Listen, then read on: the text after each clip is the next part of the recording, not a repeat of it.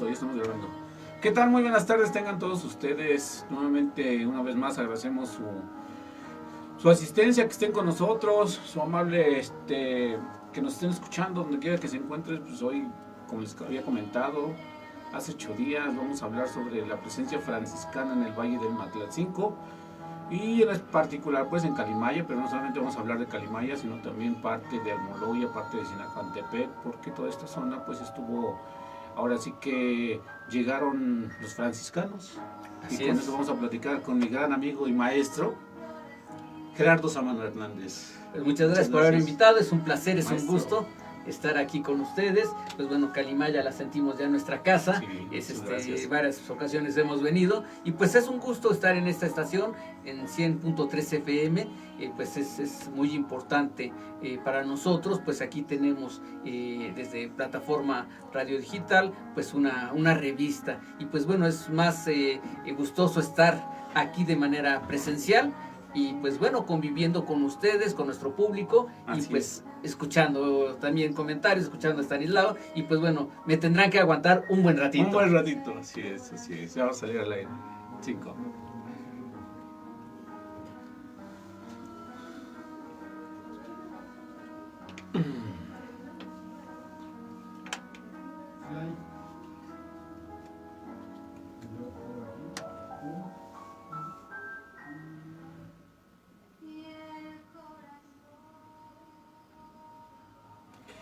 ¿Qué tal? Muy buenas tardes, tengan todos ustedes, amable audiencia que nos acompaña el día de hoy. Les agradecemos su preferencia a través de Cultura Sonora en el 100.3 de su FM. Somos Diversidad y en su programa Voces de la Cultura que transmite a través de esta frecuencia. Les agradecemos su preferencia como cada miércoles, cada domingo que llevamos la transmisión en vivo y cada miércoles que se transmite a través del 100.3. Les agradecemos su presencia y como les habíamos comentado, les habíamos adelantado el día de hoy, vamos a hablar de un tema tan importante como muchos otros. Sin embargo, este tema que vamos a tratar el día de hoy pues tiene mucha historia. La verdad que agradezco el día de hoy la presencia del maestro Gerardo Sámano Hernández, directamente del municipio de Almoloya de Juárez. Maestro, pues muchas gracias por estar con nosotros para tratar el tema de la presencia franciscana en el Valle del Matlatzinco y en específico hablar de Calimaya, Toluca y parte de Sinacantepec.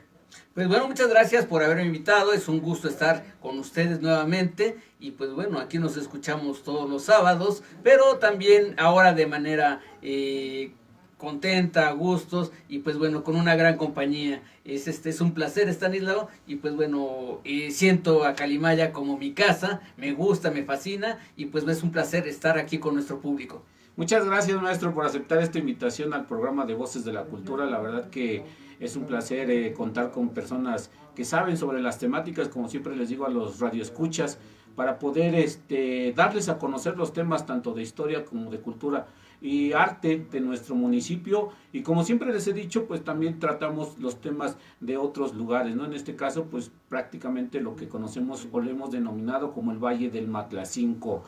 Les recordamos que nos pueden estar en contacto con nosotros a través de nuestras redes sociales, a través de Cultura Sonora, Somos Diversidad, o a través también de Voces de la Cultura. Les pedimos también compartir la transmisión, sobre todo para que más gente conozca este tema tan importante, porque ahorita, como lo comentábamos con el maestro Gerardo, es un tema tanto del pasado, del presente, pero también nuestro futuro.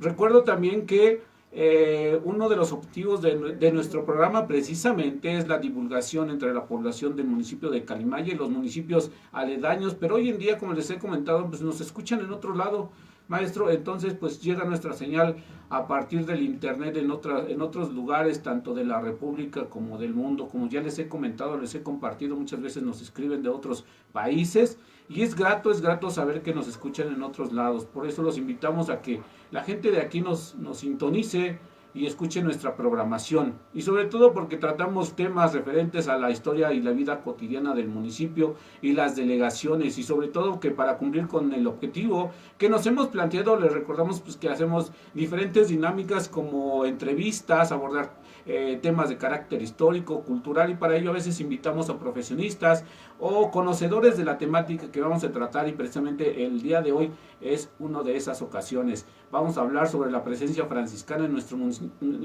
municipio, que es muy importante por todas las implicaciones que tuvo a lo largo del siglo XVI, XVII y todavía en la actualidad. Sin embargo, pues vamos a conocer en la voz de quien ha investigado estos temas, ¿no? Qué mejor que el maestro Gerardo. Y porque tu opinión es importante, pues les recordamos que se pueden contactar con nosotros al 729-136-6194.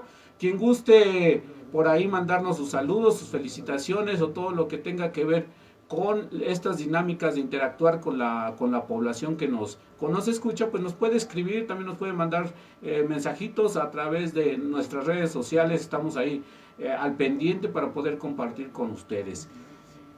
Antes de comenzar con nuestro tema del día de hoy, mi estimado maestro, me gustaría iniciar con algo que de alguna u otra manera cambió sustancialmente, cambió de manera drástica esta forma de difundir la cultura, la historia de nuestras comunidades a partir de la pandemia. Y digo transformó porque los que nos dedicamos a las ciencias sociales somos a veces muy reacios a la tecnología, ¿no? Claro.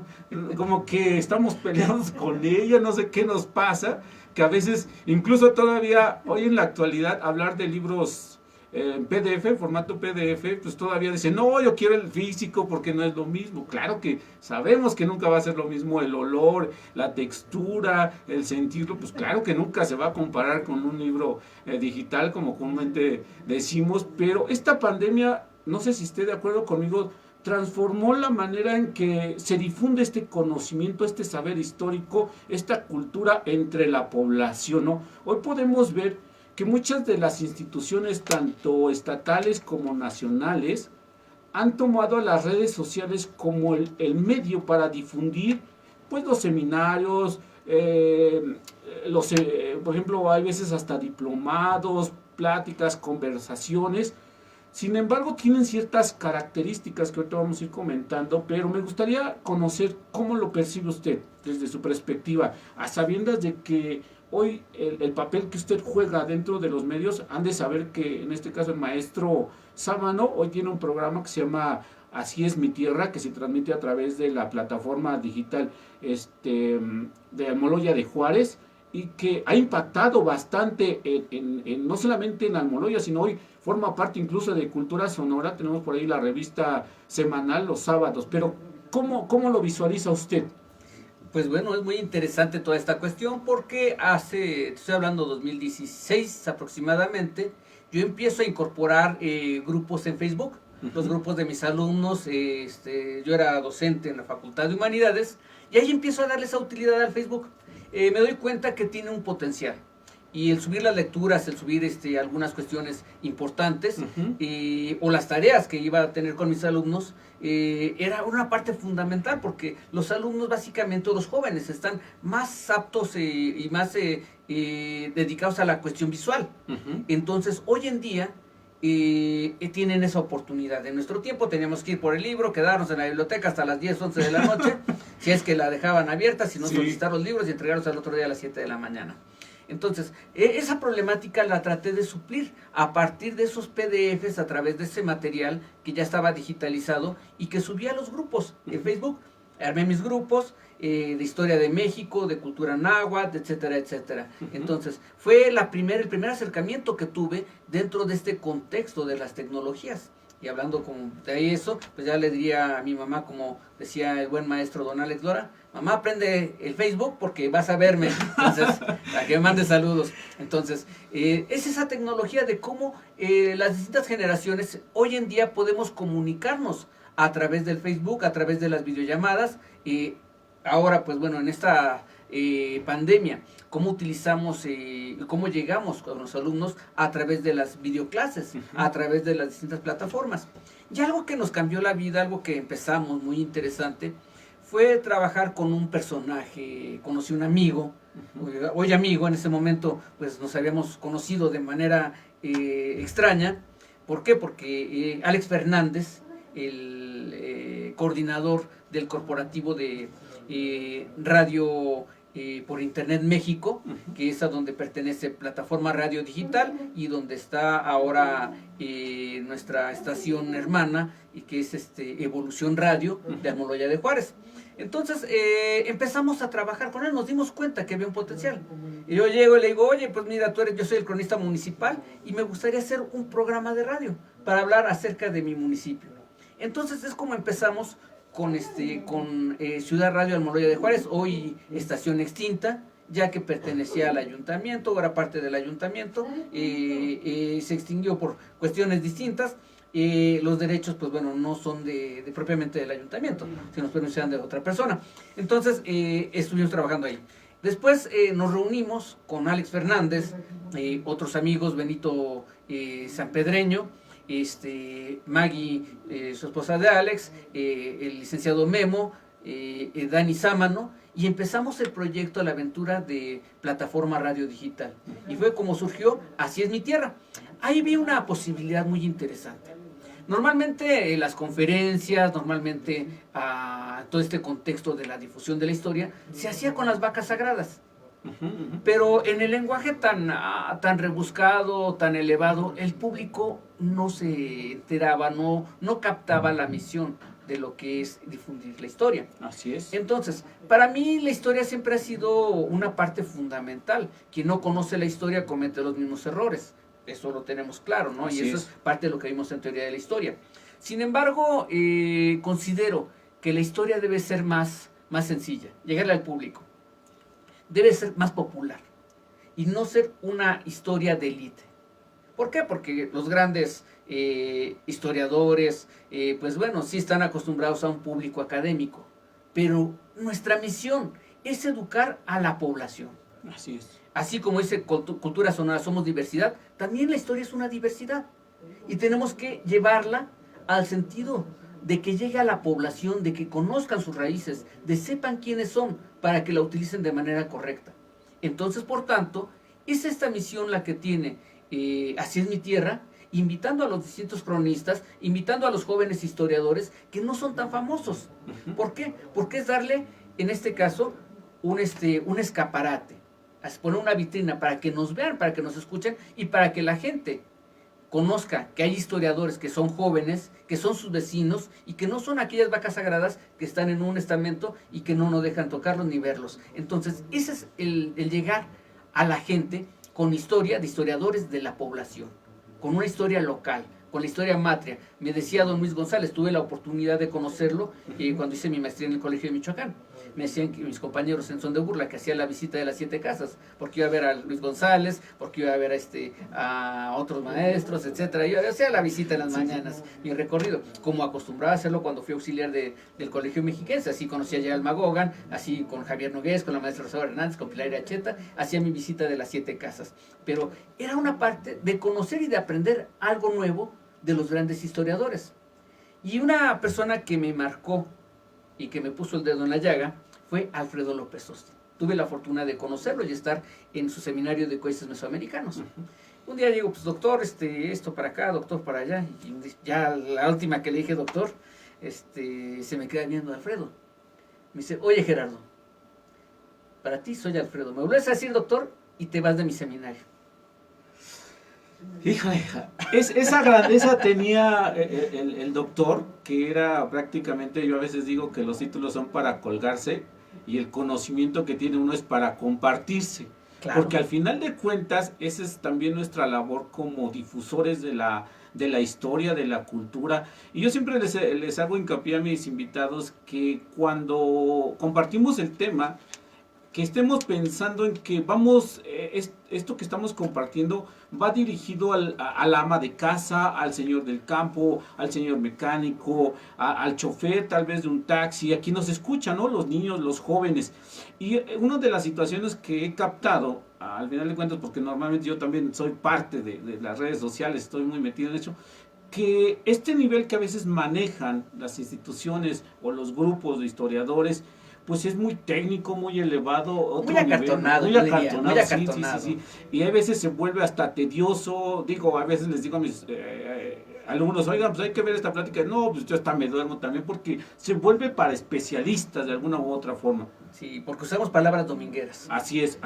Sin embargo, lo que hemos visto en su trabajo que hace a través de este programa de Así es mi tierra, pues siempre es la apertura que tenga para la gente, primeramente sus invitados que he visto por ahí, que es gente que a veces de los municipios muy cercana a nosotros, como bien dice, pero sobre todo que las pláticas van para que la gente lo entienda, lo digiera y sobre todo valore esta parte cultural e histórica que tenemos tan cerca, ¿no? Claro, ese es el sentido de Así es mi tierra, porque es hablar de mi terruño, decía don Luis González, de mi matria.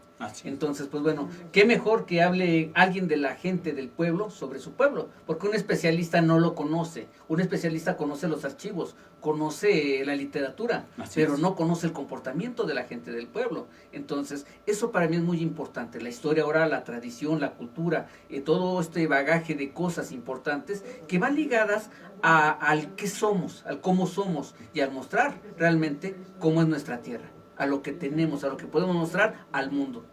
Pues efectivamente, qué bueno que tengamos esta visión y la compartimos a través de estos programas, usted con el suyo de Así es mi tierra y pues acá nosotros con Voces de la Cultura, que precisamente es el objetivo, llegar a la población, yo siempre digo a la población de a pie, sí, claro. Y que conozca su historia, que se identifique con ella y al final de cuentas pues generar esta vinculación entre su terruño y el individuo. Sin embargo, y lo pasé por alto, no dije su currículum, su ficha, como le comento, precisamente porque me dice, no hay que decir que soy. Sin embargo, es necesario, el maestro ha sido catedrático en la universidad, hoy en día pues también está en la Universidad del Valle, en la Universidad Tecnológica del Valle de Toluca, ¿así es? Así es. En la carrera de mantenimiento industrial. Bueno, ahí está. Ha sido investigador, es cronista de Almoloya de Juárez, entonces su currículum en cuestión de historia es bastante amplio y bien bonchote, así, de este tamaño. Sin embargo, es muy sencillo, la verdad que lo conocí siendo maestro y siempre le he dicho a todos mis maestros, les guardo respeto porque al final de cuentas de ellos aprendemos algo. Y la verdad le agradezco la aceptación de esta invitación que le hice para estar en este programa de Voces de la Cultura y platicar de este tema de los franciscanos. Vamos a una pausa rápidamente y para iniciar el tema de hoy con nuestro invitado, el maestro Gerardo Sámano. Los invito a que vayan compartiendo la transmisión para que más gente nos escuche. Regresamos rápidamente. Listo. Saludos, muchas gracias. Quienes ya nos están escuchando, quienes ya nos están viendo, manden sus saludos. La verdad que es un placer estar nuevamente con ustedes el día de hoy. Ayer también trabajamos aquí, tenemos que grabar. Saludos al Almoloya, mi tierra, a todas sus admiradoras. No, ¿cuáles? No tengo admiradoras. Sí, cierto. Soy un humilde campesino, la verdad. Sí, es cierto, venimos del campo. Sí, venimos del campo. Bueno, pero yo del campo de pastar, porque a veces soy medio listo. Muy bien. No, hay otra cosa, ¿no? Pues yo creo que es importante, ¿no? El hacer o el reconocer de dónde vienes, quién eres. Algo que me decía mi padre, ¿no? Entre más conocimiento tengas, más humilde debes de ser. ¿Por qué? Porque es mostrarle a la gente que sí se puede. Así es. Entonces es el sentirse superior a los demás. La superioridad no te la da el dinero, no te la da el intelecto, al contrario, te la da la humildad. Así es. Esa es la superioridad que te da sobre los demás, ¿no? Porque no todos somos iguales. Hay personas que son muy buenas, hay otros que somos soberbios, y pues bueno, yo me encuentro entre esos soberbios, ¿no? Entonces, yo siempre le digo a la gente, cuando me conoce, a mis alumnos, yo soy Gerardo Sámano, no me gusta que me pongan apodos. Eso lo aprendí de mi gran amigo Jesús Arzate, el cronista de Temuaya. Que sean doctor, si no me pongas apodos de Jesús Arzate, yo también lo aprendí del gran padre blanco, como le decíamos a mi amigo Jesús. Y pues bueno, es parte de ese show que nosotros manejamos y pues yo estoy convencido, ¿no? que la libertad, la igualdad y la fraternidad son principios de los derechos humanos, y por qué coartarlos, por qué romperlos en un esquema de sentirse más con un título o menos que con un título. Al final de cuentas te mueres, y la inmortalidad la vas a encontrar cuando las personas te recuerden por el bien que hiciste hacia los demás. Así No por es. los títulos, no por las obras que hiciste, sino por la transparencia de tu alma, por la sencillez, por el apoyo, por la solidaridad. Eso es lo importante para mí. Eso es ser un humanista, como yo lo capto, como yo lo aprendí y como yo lo desarrollé en mi Facultad de Humanidades. De ahí egresamos, de ahí somos originarios. Y tiene algo de franciscano, usted viéndolo bien, tiene algo de franciscano, ¿no? Claro. Ahorita vamos a checar cómo era San Francisco de Asís, por cierto, y ahorita lo vamos a comentar precisamente, no nos adelantamos. También de brandiscano, Siempre me gusta chacalear, ¿no? Sí, por supuesto que piensan que los humanistas, los historiadores que nos quedamos acá somos aburridos, pero no, echamos nuestros chistes. Sí, claro, eso es parte del show, ¿no? Ay, y sí. hay que reírse de la vida, porque si no, hay con tantas cosas que nos pasan, nos amargamos la vida, y el historiador no es el serio, el historiador es un humano más, es una persona más. Ay, ay, ay. Sí. Pues entre otras cosas, pues también podemos encontrar pues todo este rollo que encontramos en la historia, en la documentación, que finalmente pues también se presta para cotorrear, para echar relajo. Para hacer chistes. Sí, hacer chistes locales. En mis clases siempre les ponía chistes. Sí. Era parte, romper el hielo, y en este caso tener la atención de los alumnos. Un buen comunicador tiene que buscar las estrategias para captar la atención de su público.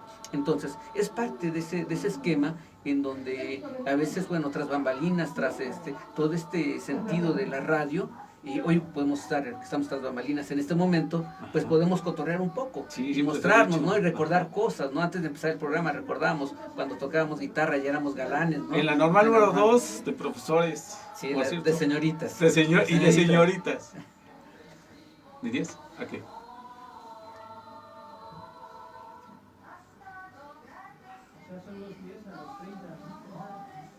Hace 800,000 años, mano. Sí, ya estamos. Sí.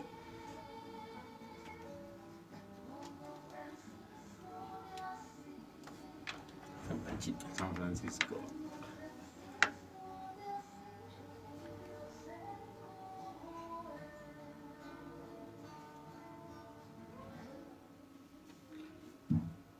Ya estamos de regreso, nuevamente aquí a través de Cultura Sonora. Somos Diversidad en el 100.3 del FM y su programa Voces de la Cultura. Y el tema de hoy, la presencia franciscana, el del Valle del Matlacinco. Sin embargo, empezamos con una pregunta bastante interesante sobre los medios hoy de difusión. Hoy que los humanistas, los historiadores, antropólogos, sociólogos han tomado las redes sociales para invadirlas con diferentes actividades, y nosotros pues somos parte de ello.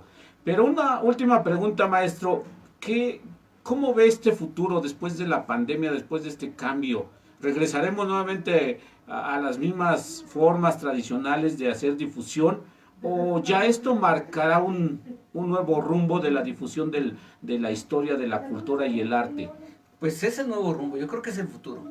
De hecho, creo que ya no vamos a tener la necesidad de estar, por las situaciones que se están presentando, por nuevas pandemias que va a haber, vamos a tener esta convivencia, se va a normalizar a partir de las redes. Conocemos a personas a través de las redes, nos enamoramos a través de las redes, platicamos a través de las redes, leemos a través de las redes, vemos videos de historia a través de las redes. Si te das cuenta, ya a la televisión nadie le hace caso. No. A la radio poca gente le hace caso, solamente los adictos al radio, a la estación en la mañana cuando vamos manejando. Pero realmente la radio por internet es la que está teniendo ese futuro, ese acercamiento con la gente, el estar esperar un programa a través de Facebook, el ver a las personas cómo están dialogando, cómo están en el programa en vivo, pues eso motiva y genera, yo diría, un poco de morbo, porque voy a ver quién es la voz que está detrás del micrófono, una. La otra, voy a ver el comportamiento de la persona que está detrás del micrófono, y eso da un acercamiento con las personas, y hablamos de una sensibilidad. que tiene la gente. Los jóvenes en la actualidad son totalmente visuales, lo decía al inicio. Sí. Entonces, en esa cuestión, el manejo de las redes sociales, el manejo de las emociones, de los emojis, de todo este rollo, implica que hay un acercamiento visual. Entonces, ¿qué es lo que busca la gente? Vernos.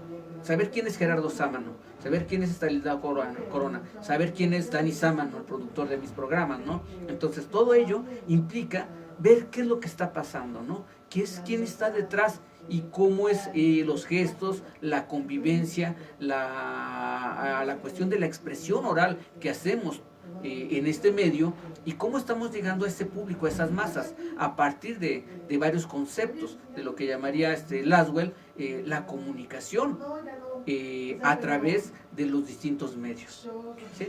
Sin embargo, aquí queda algo muy importante, que es la responsabilidad de nosotros que transmitimos estos saberes, estos conocimientos y nuestros invitados, porque al final de cuentas tenemos que transmitir algo valioso, ¿no? Algo que ayude a la comunidad, como ya dijimos al principio, algo que lo ponga a su alcance, algo que le ayude en su día a día, pero tampoco es que sea tan elevado, ¿no? Claro, digo, son exageraciones a veces de hacer una presentación del Códice García Granados o de los memoriales de Pedro Martín de Toro, hacerlo de manera académica cuando sé que mi público no son especialistas. Así es. Entonces tendría que hablar yo de otra forma. Y también sería exagerado ponerme a hacer aquí un TikTok bailándoles, haciendo circo, maroma y teatro, cuando no es mi estilo. Así es. Entonces mi responsabilidad social es ser igual entre los iguales, pero compartir información que sea valiosa.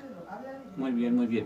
Y precisamente el tema de hoy que nos atañe es la presencia de los franciscanos en lo que conocemos o le hemos denominado el Valle del Matlacinco en cuestiones históricas, y que usted ha por ahí investigado sobre el tema, ha escrito, incluso ha tenido ponencias, y quién mejor que usted para hablarnos del tema. Sin embargo, vamos a empezar con ¿quién es este personaje? ¿Quién es San Francisco? ¿O por qué este grupo se hizo presente en lo que fue la Nueva España y cómo fue que llegaron? Pero primero hablemos, ¿quién es San Francisco? Bueno, para hablarte de ello tengo que dar un reconocimiento a un personaje muy importante, Fray Alfredo Vega, franciscano. Él lo conocí en Celaya.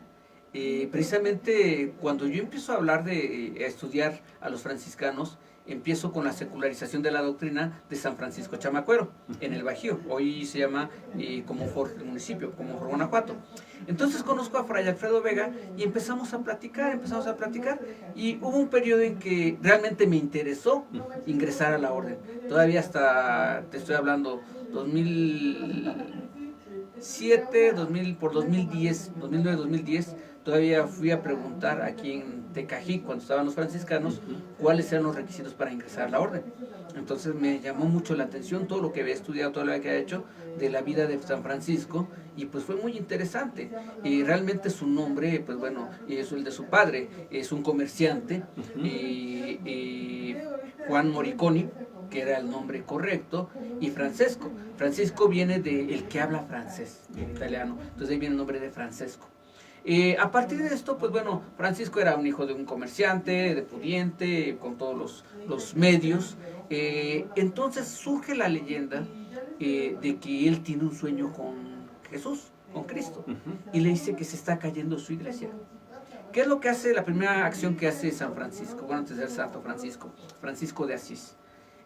Lo que hace, pues es tratar de reparar la iglesia.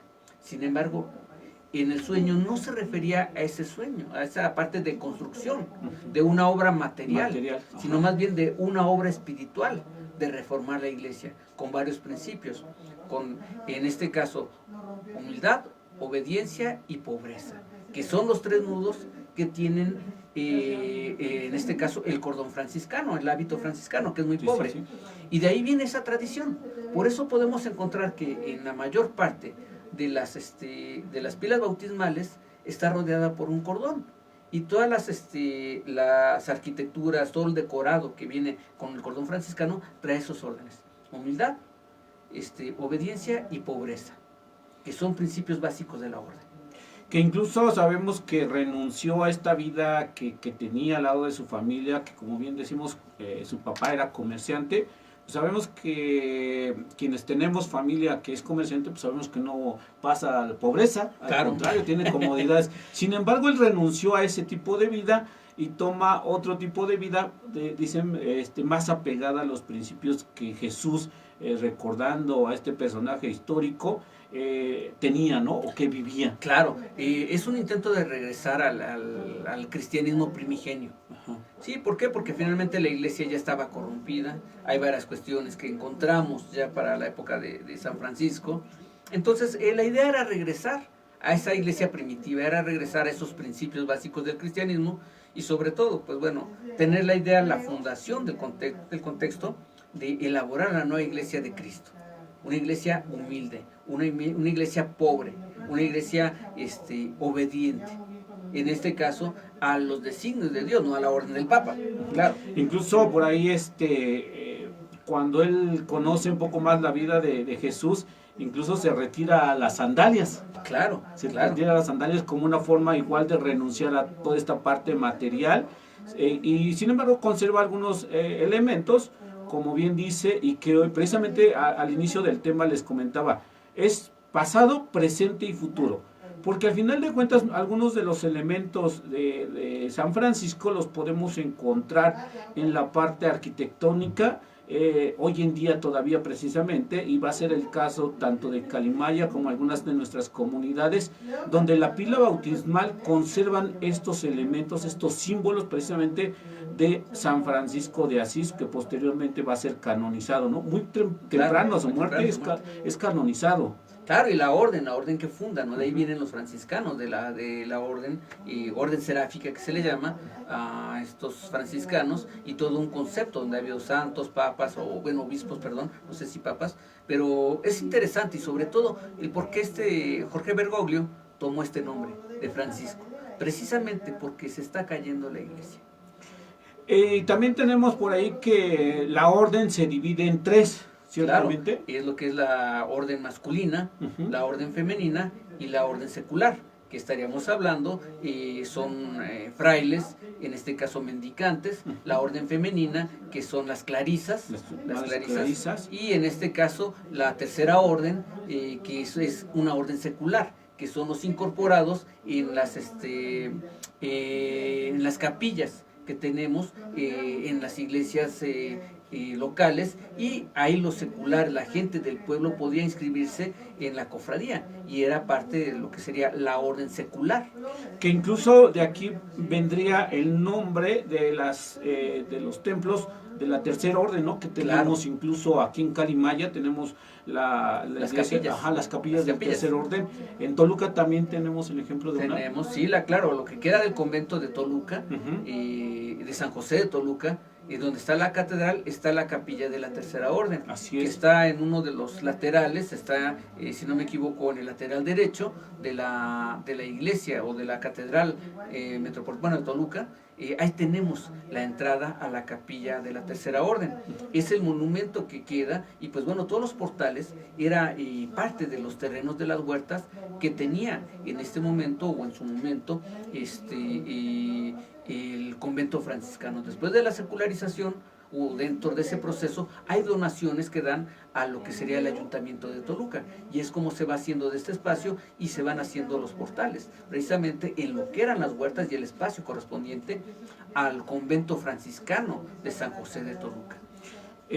Para quienes más o menos no ubican el templo que estamos hablando, hoy vendría siendo lo que es el sagrario. El sagrario, incluso entrando por un callejón que son las oficinas, hay una inscripción que dice, ¿no? Todavía se conservan. Esa es una parte. La otra parte está la capilla, está cercana voy a hacer un anuncio, a un lugar donde venden una bebida muy rica de Tenancingo. Antes estaba ahí. Entonces, donde venden ahora también algunas ceras. No sé si todavía sigue ese negocio. No, creo que ya no, el de las ceras, me encantaba verlo, se veía muy bonito, ¿no? Sin embargo, creo que ya no está. Ahí está esa parte, y pues bueno, ahí ya que falleció Diego Verdaguer, vamos a hacerle publicidad, ¿no? al excelente cantante, compositor. Hizo ahí, filmó uno de sus videos. Qué interesante. Unos videos ahí en Toluca. Es No Volverás, me encanta esa canción. ¿Por qué? Porque eso me recordó mucho a mi esposa, fíjate que falleció. Entonces me recordaba mucho porque nos gustaba ver mucho a los portales, a mi esposa y a mí. Entonces siempre íbamos a misa a esa capilla de la Tercera Orden. Fíjate hasta dónde ya llegamos, el pasado y el presente. Entonces, es esa liga que nos da, ¿no? Que nos ata. Entonces siempre yo le decía a mi esposa, es que mira, esta parte fue la iglesia o la parte importante de los franciscanos. Si te das cuenta, es una fachada muy rústica. Sí, bastante. Y la parte rústica. de los interiores fueron modificados y bueno, ya hay una arquitectura neoclásica. Pero realmente la orden o la iglesia de la Tercera Orden, pues bueno, fue una iglesia muy sobria, muy parecida debe haber sido a lo que es hoy la capilla de la Tercera Orden de nuestro Calimaya. Sí, cierto, bastante, y pues es parte de los monumentos históricos que tenemos aquí en Calimaya y que los invitamos a que la visiten, la conozcan, pero sobre todo en unos días estaremos invitándolos para que hagamos un recorrido histórico y poder explicar a la población el significado precisamente de todos estos lugares de nuestro municipio de Calimaya. ¿Cómo llegan los franciscanos después de haber conocido un poquito sobre la vida de San Francisco de Asís?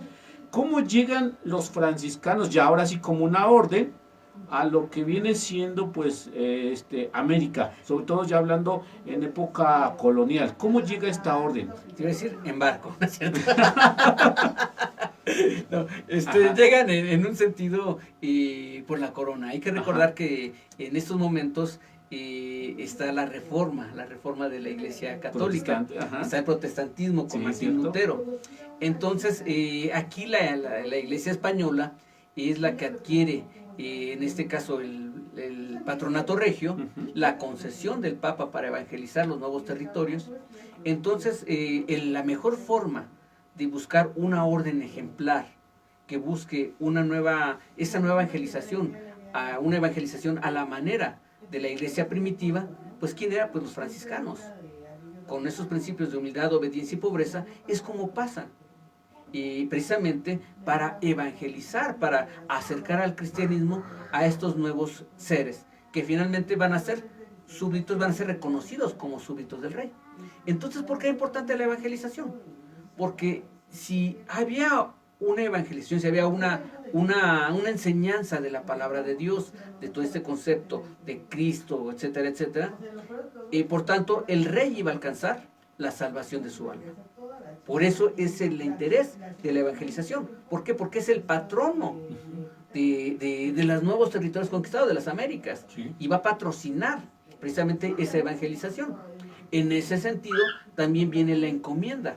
¿Por qué? Porque este proceso en España, cuando se da la conquista o la reconquista española con los musulmanes, pues bueno, se generan allá las encomiendas. ¿Por qué? Porque era encomendar a una persona que se encargara de la evangelización, que costeara los gastos bajo los tributos que estaban recibiendo de la población dominada.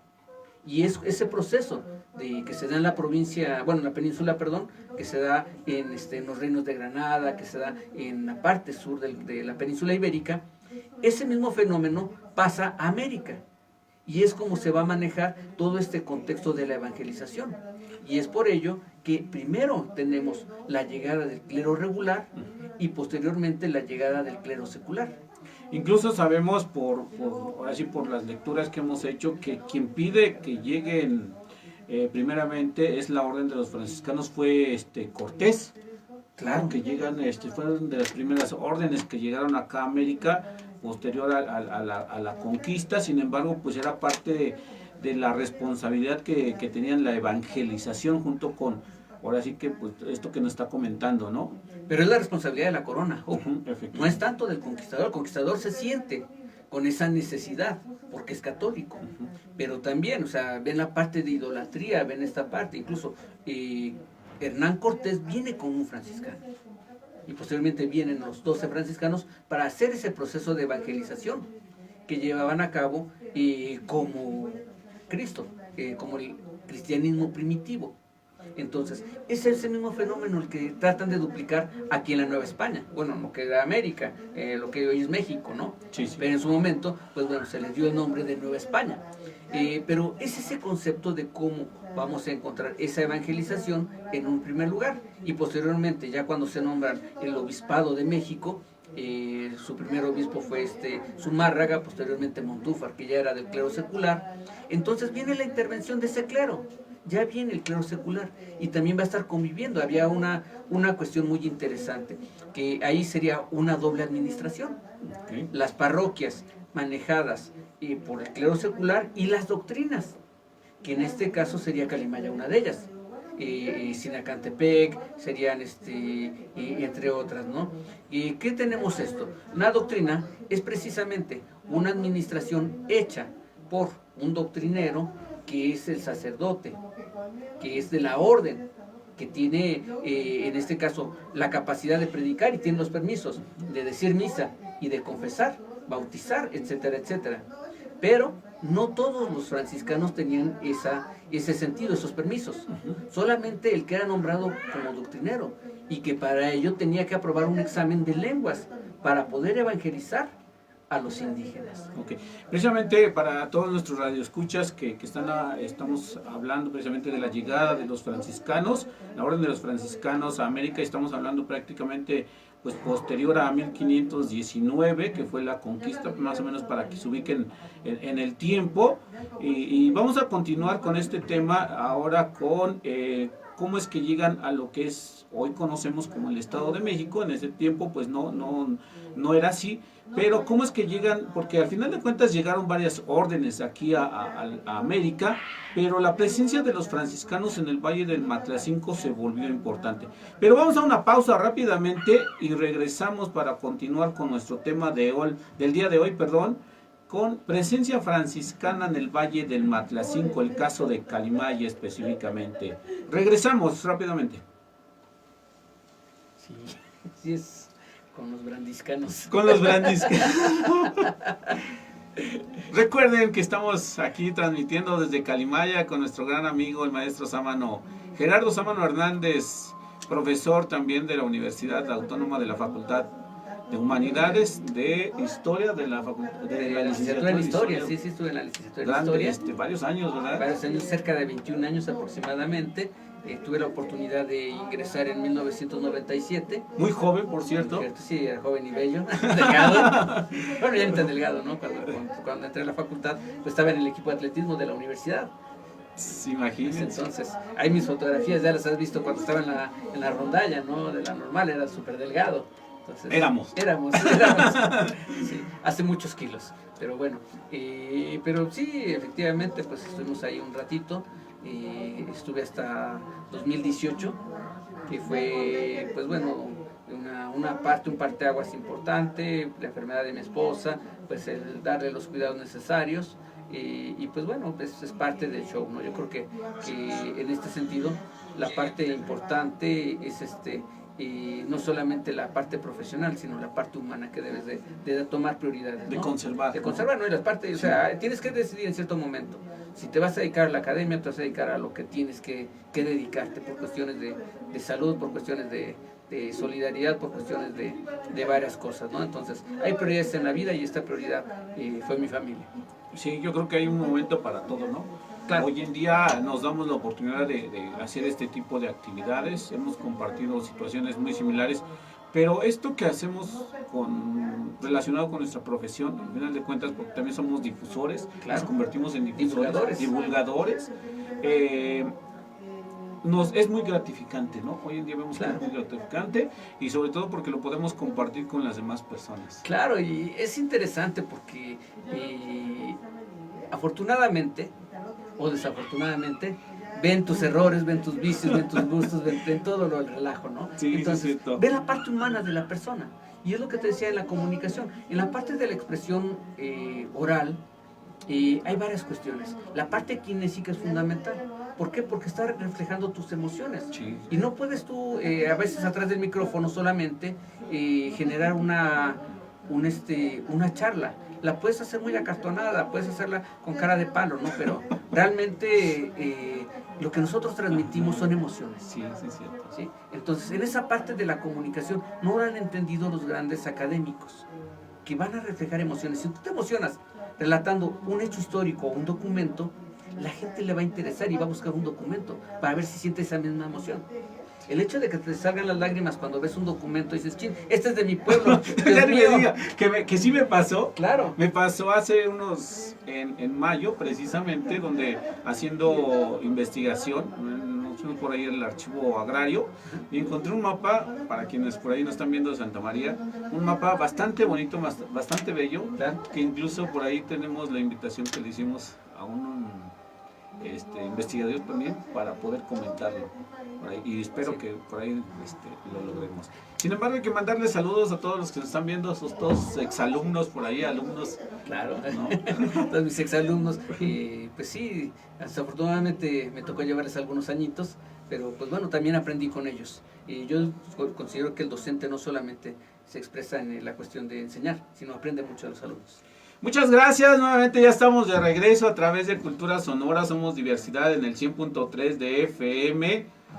Recuerden que estamos comentando el tema de la presencia franciscana en el Valle del Matlacinco para todos nuestros radioescuchas, para que conozcan un poquito sobre el paso de esta orden y que quedaron pues prácticamente mucha de la historia de esta orden aquí, ¿no? Claro.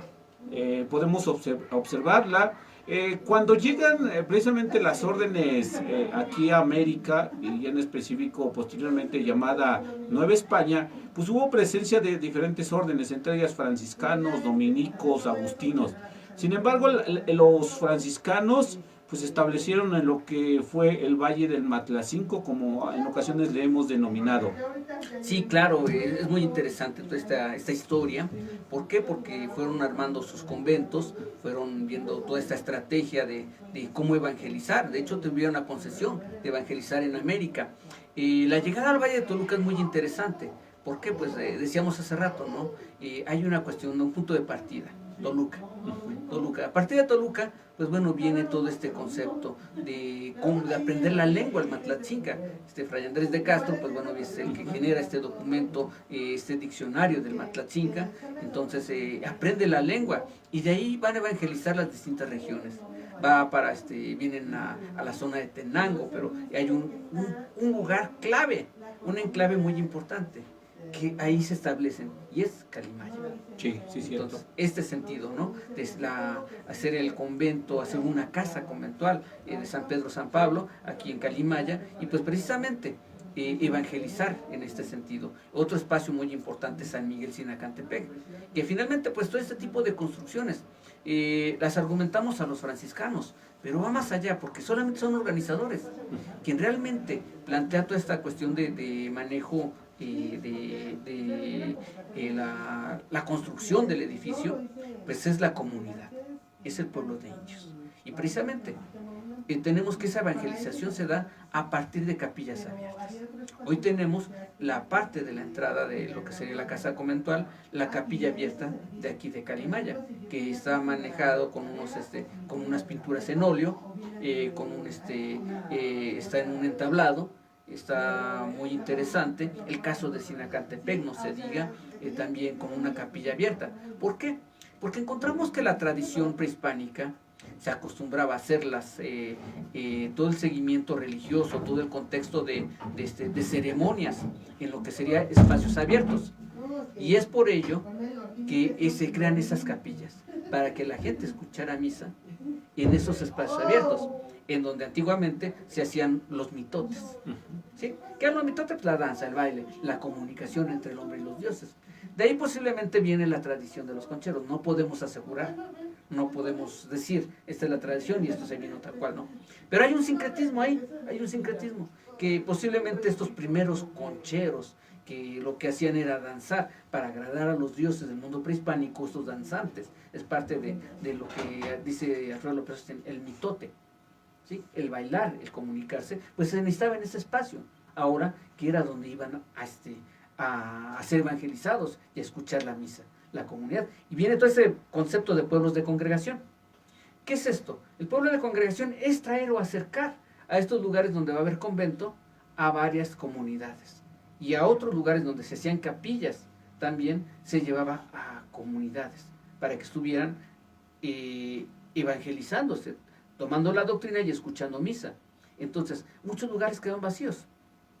Muchas poblaciones se regresan a sus comunidades, no quieren estar sujetos al pueblo, a donde los llevan a su congregación y regresan a sus comunidades. Y ahí tenemos todo un contexto muy interesante, precisamente, de cómo se va a difundir y cómo se van a hacer esos pueblos de visita que van a tener los franciscanos a partir de lo que es la construcción de un convento.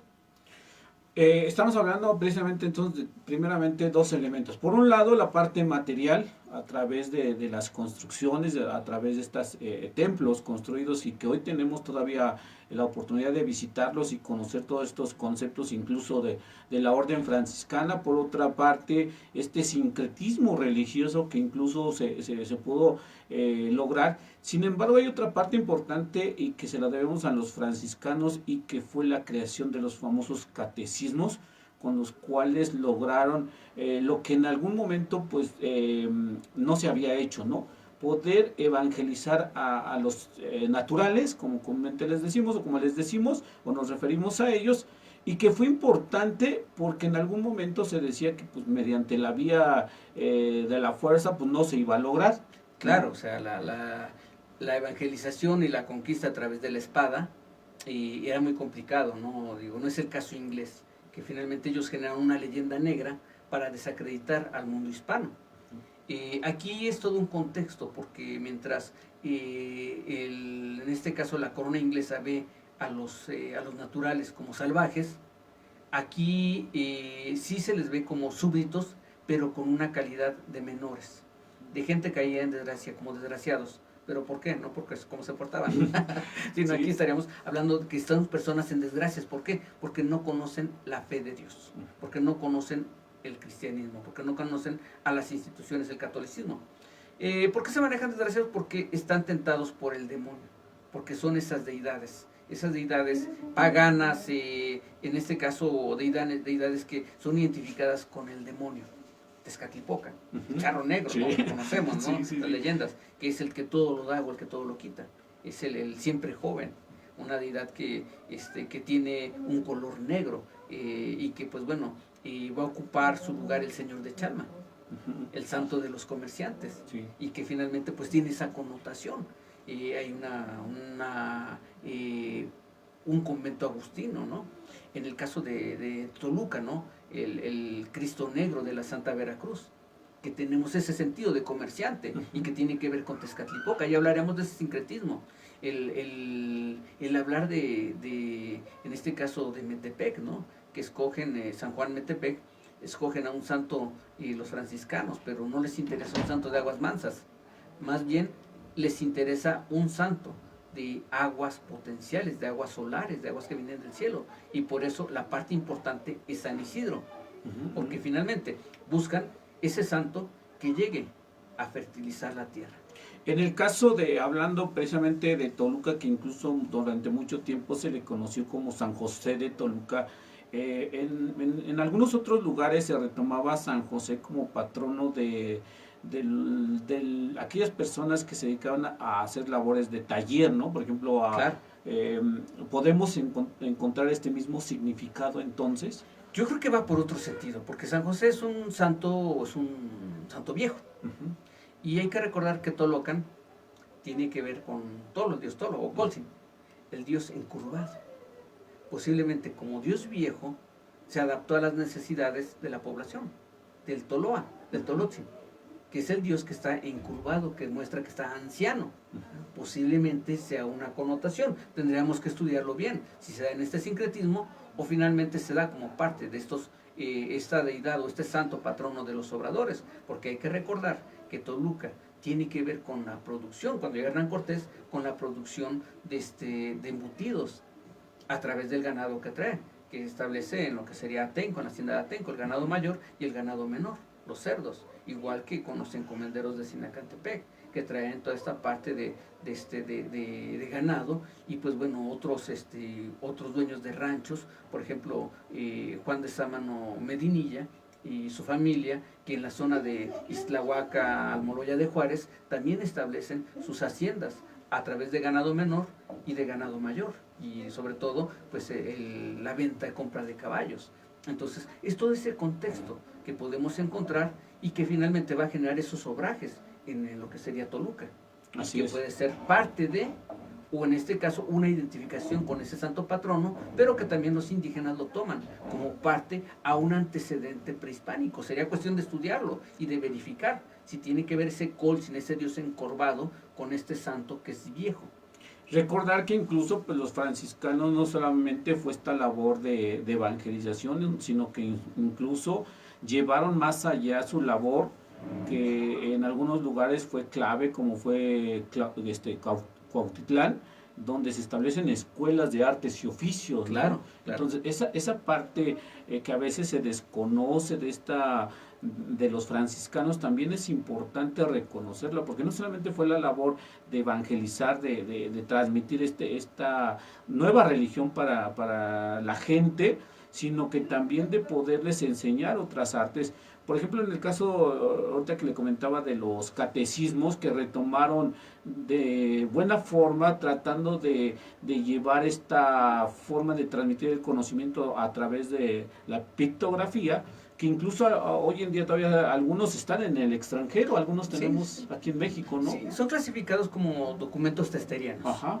Son precisamente documentos que son hechos con pictografías para que en este caso los auxiliares de los frailes, que eran indígenas avanzados, que habían estudiado algunos de ellos en Tlatelolco, en las escuelas de Tlatelolco, habían sido aculturizados, entonces pudiesen manejar esa información, y qué otra forma de que lo entendiera la gente, sobre todo la nobleza indígena, a través de esos glifos, a través de esa pictografía en donde estaban aprendiendo el Padre Nuestro, sí, y el Ave María.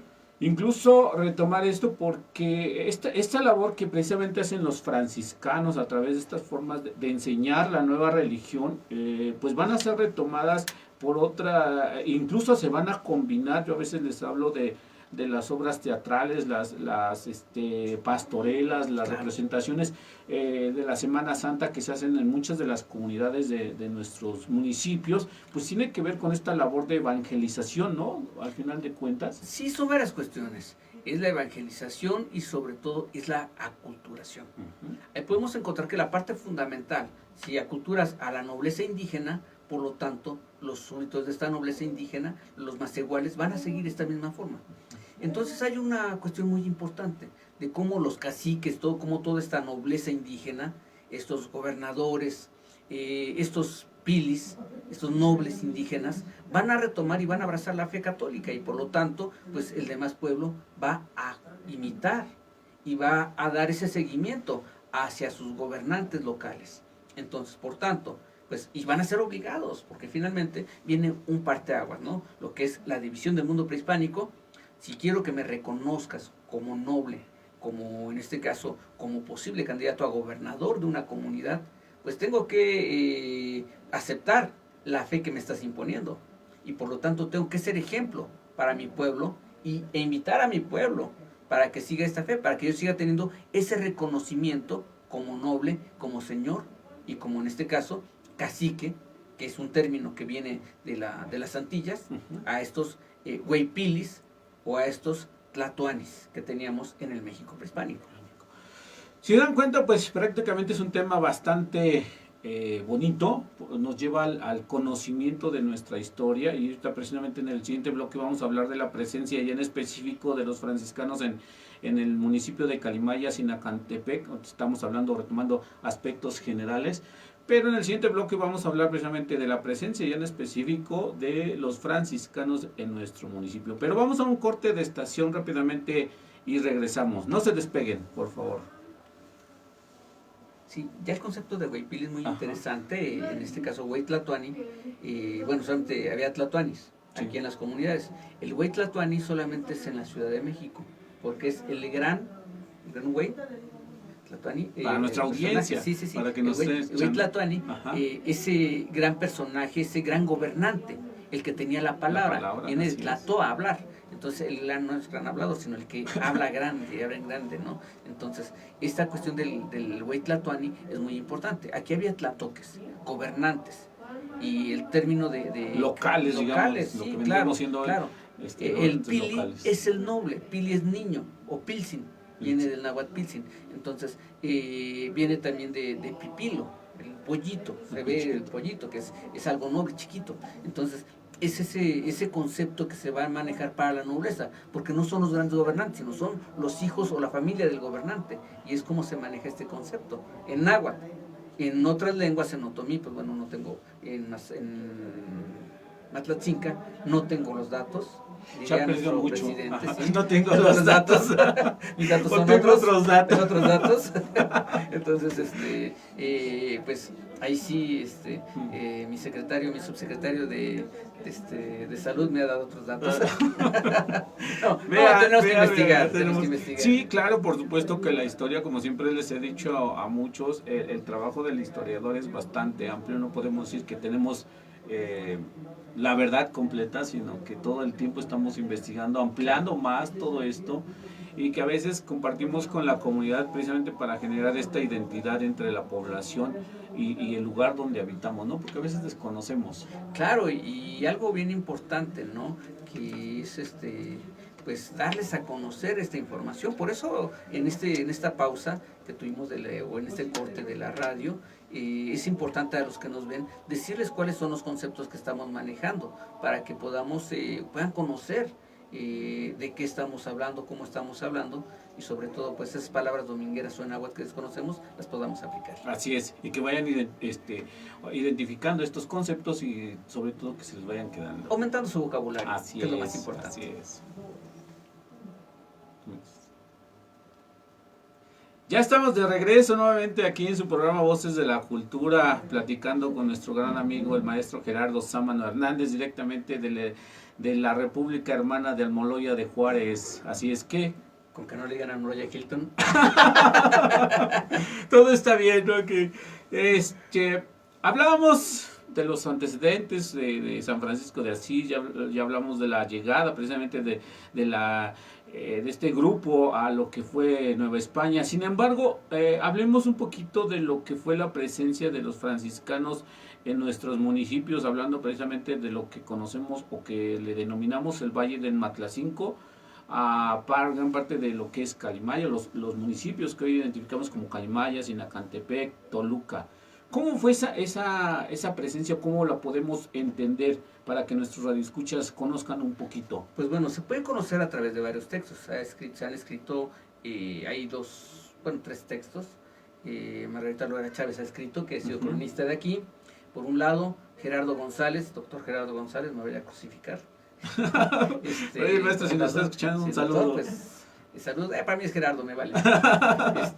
En este caso, la doctora María Teresa Jarquín, una persona a quien admiro y quiero mucho. También, si algún día nos escucha, pues bueno, sabe que seguramente que sí. Está latiendo. Está latiendo. Maestra. Sí, fue quien me dio una bienvenida ahí en el colegio y me arropó mucho. Le debo mucho a esa doctora.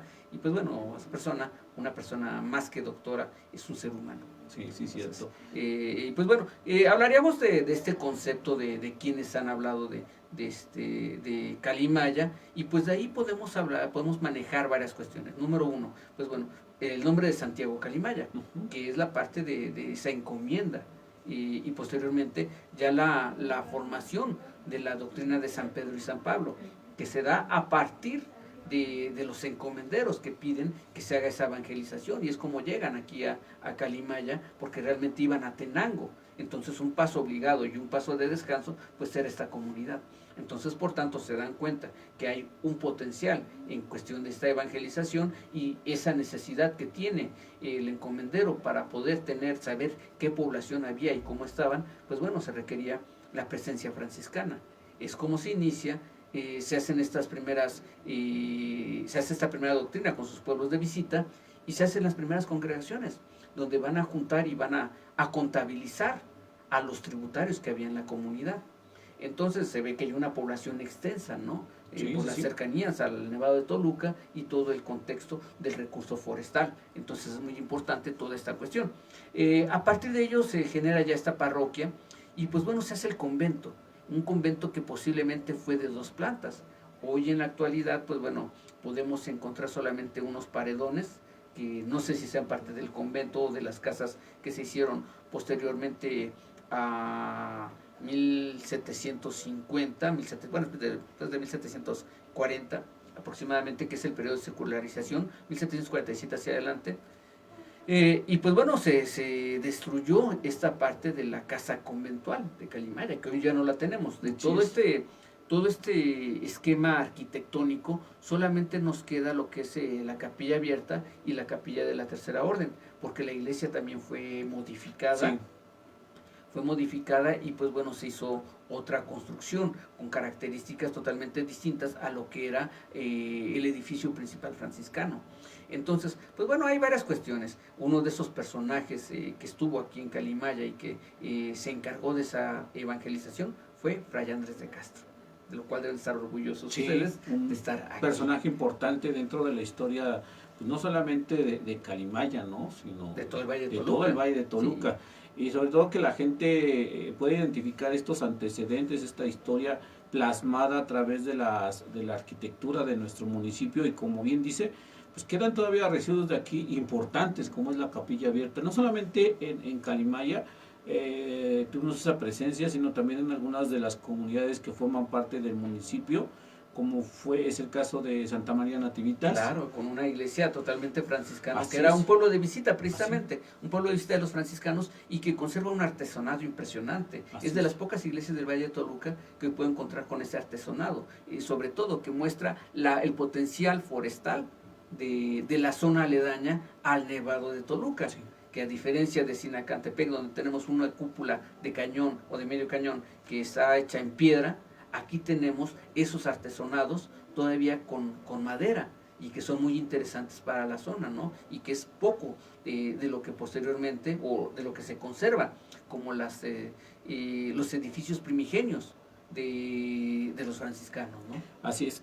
Una de las partes importantes dentro de esta arquitectura y que podemos identificar dos en el municipio son las pilas bautismales. ¿Por qué es importante las pilas bautismales? Dado que en ellas encontramos uno de los elementos que al principio comentábamos, símbolos de los franciscanos, que era el cordón. El caso precisamente de Calimaya y Santa María Nativitas, que es la pila bautismal por ahí es de 1710. ¿Por qué son importantes estas pilas bautismales? Pues precisamente tiene que ver con la evangelización. Para que una persona sea aceptada o esté dentro de esa iniciación del rito católico, lo principal es el bautismo, ¿sí? Entonces, cuando llegan los franciscanos, lo que interesa es convertir a la población. Ya convertidos tienen que recibir ese bautismo, que en este caso los cura del pecado primigenio, de la procreación. Entonces, ese pecado primigenio, que es el de la fecundación por el cual surgimos, hombre-mujer, pues bueno, se requiere limpiar esos pecados, ese pecado, y por eso el lavarnos con agua, el dejarnos caer agua en la cabeza, es quitarnos ese peso del carácter humano, y entrar en ese carácter espiritual. Entonces, es parte de ese proceso de encontrar o de buscar la salvación. Jesús, para empezar su ministerio, tuvo que ser bautizado por Juan el Bautista. Antes no podía. Por tanto, nosotros para iniciar nuestro ministerio, nuestra vida, por eso somos bautizados. Por eso los indígenas fueron bautizados, para iniciar este ministerio en el mundo cristiano. Incluso lo que interesaba cuando empezó esta cuestión de la llegada de los franciscanos, decía que era más importante bautizarlos que evangelizarlos. Claro, porque si no, no alcanzaban no podían entrar al reino de Dios. Así es. Entonces, parte de... Bueno, vean la importancia que tienen estos elementos arquitectónicos de nuestras iglesias, que son las pilas bautismales, y que por ahí conservamos algunas todavía con estas características franciscanas. La verdad que es importante conocerlas y saber su significado, porque incluso pues también tenemos estas capillas abiertas, dos en específico, hablando de Santa María y Calimaya, y la importancia que tienen, y por eso decía yo al principio del programa, maestro, pasado, presente, lo que estamos viviendo, y futuro, porque al final de cuentas son parte de nuestros edificios históricos, que debemos conocer el significado, conocer su historia, pero también conservar, porque esa es otra de las partes importantes que a veces la población desconoce, porque como no saben el significado histórico, pues a veces se nos hace fácil modificar, cambiar, transformar, ¿no? Claro, y eso pasó después de la secularización, cuando toma el poder, en este caso el sacerdote, el cura de almas, el convento, pues no les es útil, no les es útil esta casa, y por lo tanto pues lo derriban. Entonces es esa parte de hacer notar el poder de una institución sobre otra. Entonces es complicado. Dentro del arte podemos decirlo, pues bueno, es una aberración, ¿no? Yo lo vería. Sí. Sin embargo, pues bueno, fue lo que se designó en este momento, y pues bueno, no podemos hablar de si lo hubieras. Pero hoy tenemos un convento muy importante, que es el de Sinacantepec, el de Metepec, que son ejemplo de cómo debían haber sido los conventos en el Valle de Toluca. Entonces, es la misma escuela que tenemos. A partir de estos conventos con dos edificios, bueno, con 2 pisos, con 2 plantas, perdón, y estaríamos hablando de las celdas para los habitantes, que debían haber sido 5, y en este caso pues tendríamos una guardianía. Pero ¿qué pasa con esa parte del convento? Hay algo bien interesante, algo que no se ha tratado.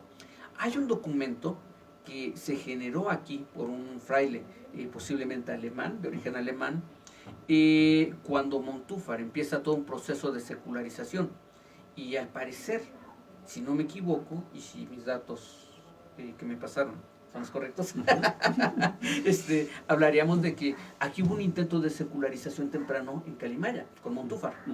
Entonces, surge un documento de protesta de este fraile, que es de origen alemán o de origen de los Países Bajos, en donde protesta. ¿Por qué? Porque finalmente él comenta que han hecho mucho trabajo para la evangelización, para la construcción de las casas, y sobre todo el trabajo de la fe, para tener a la gente dentro del concepto de la vida de Dios. Entonces, por tanto, pues le parece injusto que con todos los trabajos y todo lo que ha padecido la orden, se dé una secularización. Este documento es muy importante. Conozco 2, uno que es que está aquí en Calimaya, o que fue de Calimaya, y que se encuentra en el archivo franciscano de la provincia de México, si no me equivoco está en Cholula, y el otro documento se encuentra ya para 1742-47 aproximadamente en el archivo de Celaya, en el archivo de Celaya de la Orden Franciscana de Celaya, en la provincia de San Pedro y San Pablo de Michoacán, donde precisamente viene ese mismo alegato acerca de los trabajos que sufrieron los franciscanos para fortalecer, para evangelizar a las doctrinas, y que finalmente son secularizadas. Recordar que precisamente Calimaya pues fue de los denominados pueblos de indios, claro, precisamente, y muchas veces no entendemos este concepto, porque al final de cuentas existían pueblos de indios. Estas congregaciones a veces, como lo comentaba hace rato el maestro, o la gente no estaba de acuerdo con las congregaciones, a veces hasta se escapaba sí. Todo el trabajo que bien dice se venían haciendo de poder lograr estas congregaciones, porque no eran fáciles. A veces cuando escuchamos sobre las congregaciones pareciera que fue algo sencillo, de que les dijeran a los naturales, pues aquí establezcanse y ya. No fue así tan fácil. Por eso a veces cuesta trabajo entender la historia, porque no fue así. Muchos escapaban, algunos hasta incluso los llegaban a matar, porque pues no, como escarmiento, como ejemplo para otros, ¿no? Bueno, sí, hay varias cuestiones. De hecho, lo podemos encontrar que la conformación de los conventos, o en este caso de los pueblos cabecera, se hacían en lo que eran los antiguos altepet, que es un altepet, se compone de cerro agua, y eran los pueblos del México prehispánico. Entonces Calimaya era un altepet. Por eso también se da en encomienda. Tenemos que Sinacantepec era un altépetl, Metepec era un altépetl, Tlachichilpa era un altépetl. Entonces, en el caso de las provincias mazahuas y las provincias otomianas es complicado, porque no sabemos, no hay un altépetl como tal, como una cabecera, como el caso de Sinacantepec, como el caso de Calimaya. Allí encontramos que Tlachichilpa se menciona como una provincia, Ixtlahuaca es una provincia, Jocotitlán y Atlacomulco son una provincia, de este Mazahuacán que tenemos en lo que sería el Valle de Toluca, y límites o que pertenecieron a lo que fue el Matlatzinco. Entonces, estaríamos hablando de distintas realidades, y hay que recordar que, por ejemplo, la población de Sinacantepec, la población de Tlachichilpa, o de que antiguamente era Tecachic, el Tecachic, que no es donde está el pueblo ahora, sino que posiblemente fue en lo que eran las cercanías del Cerro del Molcajete, que está en límites de Sinacantepec y Almoloya de Juárez. El pueblo de Catepec, que no se ha encontrado su ubicación. Hay un pueblo, bueno, un cerro del aire, que significa en la traducción de náhuatl al español, que está cerca de San Mateo Tlachichilpa, San Mateo el Viejo, pero que Albino Caballero argumenta que hay otro cerro del aire cerca de la Gavia. Sin embargo, pues no he encontrado yo geográficamente y geológicamente, no he encontrado ese lugar en la actualidad. Habría que ver documentos, habría que ver varias cuestiones, ¿no?, para respaldar la idea de Albino o la mía, pero finalmente aquí es un trabajo en conjunto que estamos combinando, estamos juntando esa información, tanto Albino como yo, para tratar de hacer una nueva historia de nuestro Almoloya. Pero bueno, vamos a ver aquí lo de Calimaya. Lo de ¿no? Calimaya, sí, bueno, más o menos eso pasa en Calimaya, que algunas de las comunidades pues no eran como hoy las conocemos, la ubicación. Claro. Seguramente precisamente por este producto de las congregaciones que en algún momento se establecieron algunos puntos, pero pues la gente, como no obedecía, pues cambiaron, ¿no? Claro, en algún momento dado pues eran otros. Y recordar que pues Calimaya, por ejemplo, a veces escucho el correo de Calimaya y dice, pues es el paso, al final de cuentas es entre el sur y el centro del país, ¿no? A la Tierra Caliente. A la Tierra Caliente. Muchas veces no entendemos este concepto, pero Calimaya es básicamente el límite, precisamente, entre el centro de nuestro país y la Tierra Caliente. Entonces, claro, la importancia que tiene Calimaya, pues hoy en día pues se ha dejado por ahí de lado. Sin embargo, pues es parte importante, no solamente en la época colonial, sino también ya en la época prehispánica. Claro, y en la época colonial, en la época independiente, es un camino de arriería, de arrieros. Sí, incluso los mesones que hay en toda la parte de Calimaya, en todo el corredor Calimaya-Tenango, son lugares para pernoctar. Y ahí estaríamos hablando de las famosas eras. Estos espacios que eran graneros, que eran espacios donde llegaba la gente a dormir, donde dejaban descansar a sus animales, donde los alimentaban, y que era paso obligado para irse a Tenango o hacia la zona de Chalma, hacia la zona de Tonatico, a la zona de Tenancingo. Entonces es muy importante esa parte también. Y pues bueno, y precisamente es el papel que juegan esos pueblos que se están fundando, esos pueblos de indios, y en este caso sus sujetos, que en este caso Santa María era un sujeto, Mexicalcingo era un sujeto, y que era un barrio, y un barrio de población náhuatl. Mexicalcingo, la casa del pequeño mexicano, ¿sí?, que es población que viene después de la conquista de Axayaca y que se establece en esta zona para gobernar o para estar al pendiente, para trabajar las tierras y estar al pendiente del tributo de los habitantes de Calimaya.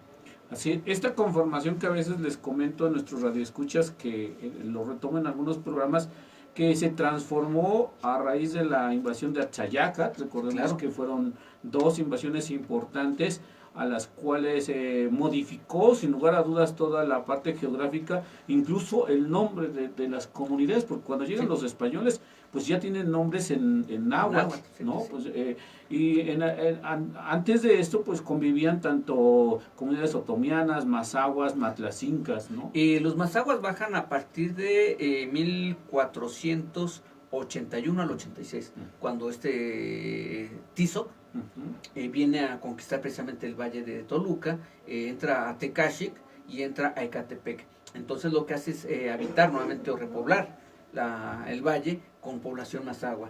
Igual los otomíes, en 1474 aproximadamente, es cuando llega a Xayacat, a todo el valle de Toluca, conquista lo que es Jiquipilco, Sinacantepec, la población migra y por necesidades propias de que están invadiendo sus territorios hacia la zona de Michoacán, a lo que es Charo-Matlatzinco, precisamente ese nombre, y que reclama posteriormente Hernán Cortés como parte del Matlatzinco, como parte del marquesado, precisamente porque la gente de Matlatzinca, del Valle de Toluca, huye hacia esta zona donde los tarascos, pues bueno, les dan esa posada. ¿Por qué? Porque hay un antecedente, y aquí vamos a ver lo de Tarimoro. Aquí encontramos una población de origen tarasco, posiblemente se da porque había comerciantes, había un comercio muy interesante entre Matlatzincas, y tarascos. De hecho, tenemos como evidencia los barrios de Cóporo. ¿Qué significa Cóporo? Los de espalda ancha. Y estamos refiriendo a los comerciantes que tenemos de la zona de Tarasca, de la zona michoacana, del Gran Reino de Michoacán, hacia lo que sería el Valle de Toluca, no entrando a México, sino son los intermediarios, los Matlatzincas, con los tarascos y con los mexicas. Entonces, esa es esa historia muy importante. Así es, y esa es la tierra a donde llegan los franciscanos a evangelizar con estas nuevas formas que son para los naturales, y que poco a poco pues se va a adquirir estas nuevas tradiciones, pero sin embargo hoy en día podemos identificar toda esta cultura, el legado precisamente de los franciscanos, y que en el siguiente bloque vamos a comentar. Vamos primero a una pausa rápidamente y regresamos precisamente a comentar esta parte ya presencial que nosotros estamos viendo, que nosotros hemos vivido, y cómo hacerle para preservarla precisamente, porque al final de cuentas es parte de nuestro legado. Claro. Regresamos rápidamente. Pues así es. ¿Cómo ves todo este rollo? Es muy interesante. Esa parte de Tarasca poca gente la conoce. La conoce, efectivamente. Incluso con René, él pensaba que había sido población, pero de la época colonial. No, yo sostengo que no. ¿Por qué? Porque hay un concepto muy interesante. De hecho, el camino que va hacia Michoacán pasa por lo que es Santa María del Monte, municipio de Sinacantepec. Ahí tenemos un barrio de Cóporo. Y un barrio de nativitas también. Ese es acá en el lado de Almoloya. Nativitas, Santa María Nativitas. Entonces también posiblemente población de origen tarasco. No sé, pero lo que es el barrio de Cóporo en Toluca, en lo que es el Cerro de Sopilocalco, tenemos el barrio de Cóporo, tenemos Santa Bárbara, tenemos allí ese barrio, un poquito más para allá, sí, pero sí tenemos esa migración, esa población de origen tarasco que estaba inmersa en el Valle de Toluca. Por eso esa urgencia posiblemente de Axayaga de conquistar, porque está viendo esa presencia tarasca dentro del valle, y esos elementos de comercio con los tarascos implica que requieres tener una mayor presencia. Y qué presencia mejor que la conquista. ¿Para qué? Para que se vaya a enfrentar directamente a los tarascos en los que era Tajimaroa, lo que es Ciudad Hidalgo. Así es. Entonces, es esa parte de geopolítica que hablaría nuestro amigo Miguel Ángel Flores. Sí, cierto. Como parte fundamental, porque una cuestión de espiaje, o de concepto de espías, de espionaje, un concepto de expansión territorial, era el comercio en el México prehispánico. Entonces también los que eran los espías mexicas eran los comerciantes. En este caso, pues bueno, fue como expandieron su territorio hacia lo que fue el sureste mexicano. Entonces, los tarascos igual hicieron ese mismo ejemplo. Es parte del concepto del posclásico, de la época posclásica, de la época militarista del México prehispánico. Que incluso a veces yo lo retomo explicando esta parte comercial que mantenían tanto matlacincas como tarascos, ¿no? Claro. Esta relación comercial más que de intereses comunes, ¿no? Claro. Porque recordemos que los matlacincas pues no es como otros grupos bélicos, sí, como más bien la posibilidad que les daban las tierras de generar una riqueza comercial tanto en maderas, maíz, pues es lo que también... Y algo fundamental, ¿no? Los pacuatas, la fibra de maguey. ¿Por qué? Porque con eso hacían sus ondas su arma principal. Fregadazo. Sí, toda esta zona, hablando del Valle del Matlacinco, como a veces les comentamos a nuestros radioescuchas, es importante por todo lo que se genera en productos, ¿no? Y las redes, por ejemplo, las redes con la fibra del maguey, con todo este concepto. Hoy hablamos de la pita, ¿no? En Jalisco, que se elabora para los cintos, que son piteados con tu nombre y todo, y que valen 17,000 pesos, ¿no? Ese origen lo tenemos con las mantas que se hacían de maguey en el Valle de Toluca. Sí, incluso todavía les comentamos a nuestros radioescuchas que la presencia del maguey en lo que es Calimaya, pues está hasta en su... Claro. Los mechaleros, ¿no? Sí, cómo sí, nos sí. denominamos o cómo nos han denominado los mechaleros con aludiendo al maguey. Sí, claro, y al pulque, ¿no? Al Que pulque. el pulque es delicioso en esta zona. Ya estamos de regreso nuevamente aquí en su programa Voces de la Cultura y la verdad que es un placer estar escuchando al maestro Sámano. La verdad que él se ha dado la molestia de investigar los temas relacionados con el Valle del Matlacinco desde hace mucho tiempo. Platícanos un poquito 200,000 años. para que la gente sepa. Pues bueno, hay varias cuestiones que se han trabajado, ¿no? Digo, pues la parte de historia, el acercarme primero como cronista delegacional de San Mateo Zacatipan, fue mi primer empleo, que de él tengo una publicación que me hizo el Ayuntamiento de Toluca, en la administración de Laura Pavón. Fue mi trabajo, me invitó el maestro, ¿cómo fue su nombre? El Chupón le decían al maestro, perdón por la palabra, sí. se me olvidó el nombre, el maestro Joaquín Hernández. Okay. El maestro Joaquín Hernández, siempre me acuerdo de los apodos, nunca de pero no del nombre. Igual yo digo, miren, a mí para que no me pongan apodos, díganme Sámano, todo el mundo. Igual, ¿no? Dime Sámano, todos me conocen como Sámano. Algunos Samaniego, ¿no? Sí, maestro Samaniego. Sí, a veces quién es Algunos me confundían con la maestra Briviesca, ¿no? Pero sería un privilegio. No, privilegio, toda ¿no? una institución dentro de la facultad de humanidades. Pero Sámano viene de otro sentido y viene de otras cuestiones, de otras raíces. Sí. Entonces, todo este concepto, pues bueno, es muy interesante y de ahí empiezo a acercarme, ¿no? De ahí paso al colegio mexiquense, conozco, para hacer el glifo de Oaxacatipan, pues voy al colegio y veo a la maestra Rosaura Hernández, alguien me habló de ella, la maestra Chagüita, que pues bueno, ya está en el limbo, ya está en otro nivel, y pues bueno, es como conozco y como me acerco. De ahí me dijeron que era mi abuelita y me adoptó como mi abuelita. Con ella le ayudé a hacer la paleografía de la vista de ojos de Toluca, aprendí la disciplina de la investigación y pues bueno, de ahí me acerco nuevamente ahí en el colegio con el doctor Javier Nogués, con quien fui su auxiliar de investigador por mucho tiempo, 4 años de carrera, ¿no? Toda una institución también ahí. También el doctor Javier Nogués, ¿no? a quien le aprecio y tengo un cariño muy especial, es mi padre intelectual, yo lo considero como tal, ¿no? Mi padre intelectual. Bueno, pero soy un hijo de la fregada, ¿no? Pero maestro, o el doctor, oiga lo que tiene de hijo. Sí. Sin embargo, pues estas colaboraciones que hace toda esta investigación, pues nos ayuda precisamente a conocer nuestra historia de nuestras comunidades, ¿no? Claro, y de ahí ese acercamiento, ¿no? Con la parte prehispánica, con el doctor Nogués, con la maestra Rosaura Hernández, con Jesús Arzate, que fue mi compañero en la carrera, del cual, pues bueno, muchas cosas no hubieran logrado si no hubiera sido por él. Él compraba los libros, es médico veterinario, era el pudiente del salón, compraba los libros y nos los prestaba. Fíjate qué actividad tan noble, ¿no? De comprar, a veces no teníamos las copias, nos las invitábamos. Él nos invitaba hasta al teatro, todo nos invitaba, no podemos verlo. Y era es una institución para mí, es una persona, por eso le decíamos Gran Padre Blanco. Que bien es cierto, una parte importante dentro de las humanidades, pues es los libros. Claro, ¿no? Claro, al final de cuentas es nuestra herramienta de trabajo, los libros, los archivos, y muchas veces, como bien comenta, no tenemos la forma de adquirirlos, sino que apenas nos estamos dando ese lujo de poder comprar nuestros libros propios, ¿no? Pero al principio, pues, agradecemos ese apoyo que incluso muchos de nuestros maestros nos compartían, ¿no? Sí, pues mis compañeros, incluso después de ello me pusieron el apodo de Tlacuilo. Ahí, sí, ¿te acuerdas que me decían el Tlacuilo? Sí. Me decían ahí, me llegaban los compañeros, ¿dónde está el Tlacuilo? Ahí está. Estaba yo dando clase, ahí está el Tlacuilo.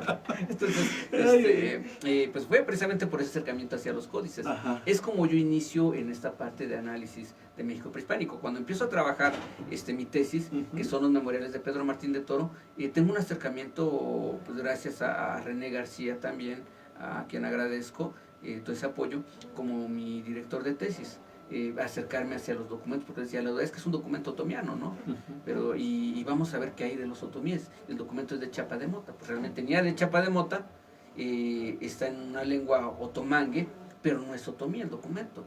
y pues es ese acercamiento que yo tengo a leer a Pedro Carrasco, a Joana Broda, a estos personajes importantes para el Valle de Toluca, y pues bueno, y realmente en la parte de conocimiento del Valle, también por la parte de la conquista, es la maestra Rosaura Hernández, a través de los Matlachicas del Valle de Toluca, de su obra, y pues bueno, toda esta cuestión de trabajos que yo leo de la maestra Rosaura, ese acercamiento a Robert Barlow, que es muy importante, realmente muchos autores no lo contemplan, pero la obra de Jesús Monjarás acerca de los textos de Robert Barlow es muy importante, y de quien fue auxiliar la maestra Rosaura Hernández.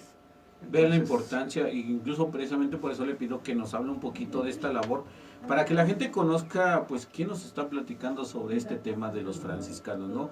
Pues muchas veces, desconocemos porque la gente no está involucrada, no conoce las personas a veces que nos apoyan con nuestros programas, y precisamente por eso les pedimos, ¿no?, que nos hablen un poquito de cómo es que ustedes llegan a esta labor de investigación, cómo es de que se interesan por esta difusión. Al final de cuentas es un trabajo que nosotros sí conocemos porque estamos muy muy de cerca, compartimos incluso, pero la gente que nos está escuchando, recordar que pues es la gente de nuestras comunidades, ¿no? Claro, y el acercamiento ya con los franciscanos lo tuve con el doctor Oscar Mací. A partir de ello, y de las obras que leí, que me recomendó para la tesis de maestría, pues bueno, fueron fundamentales. El conocer a Fray Alfredo Vega, franciscano, él fue encargado del archivo de Celaya, de la Orden de San Pedro y San Pablo, que dejó mucha influencia en mí. Pues bueno, en su momento yo quise participar en la orden, que él me mandó a vivir, y pues mira, me quedé viviendo, y de casi convertirme en franciscano, me convertí en un capuchino. ¿Cómo se sirven? Eso piensa en el público, sí, no lo digan. No lo digo, no es otra broma.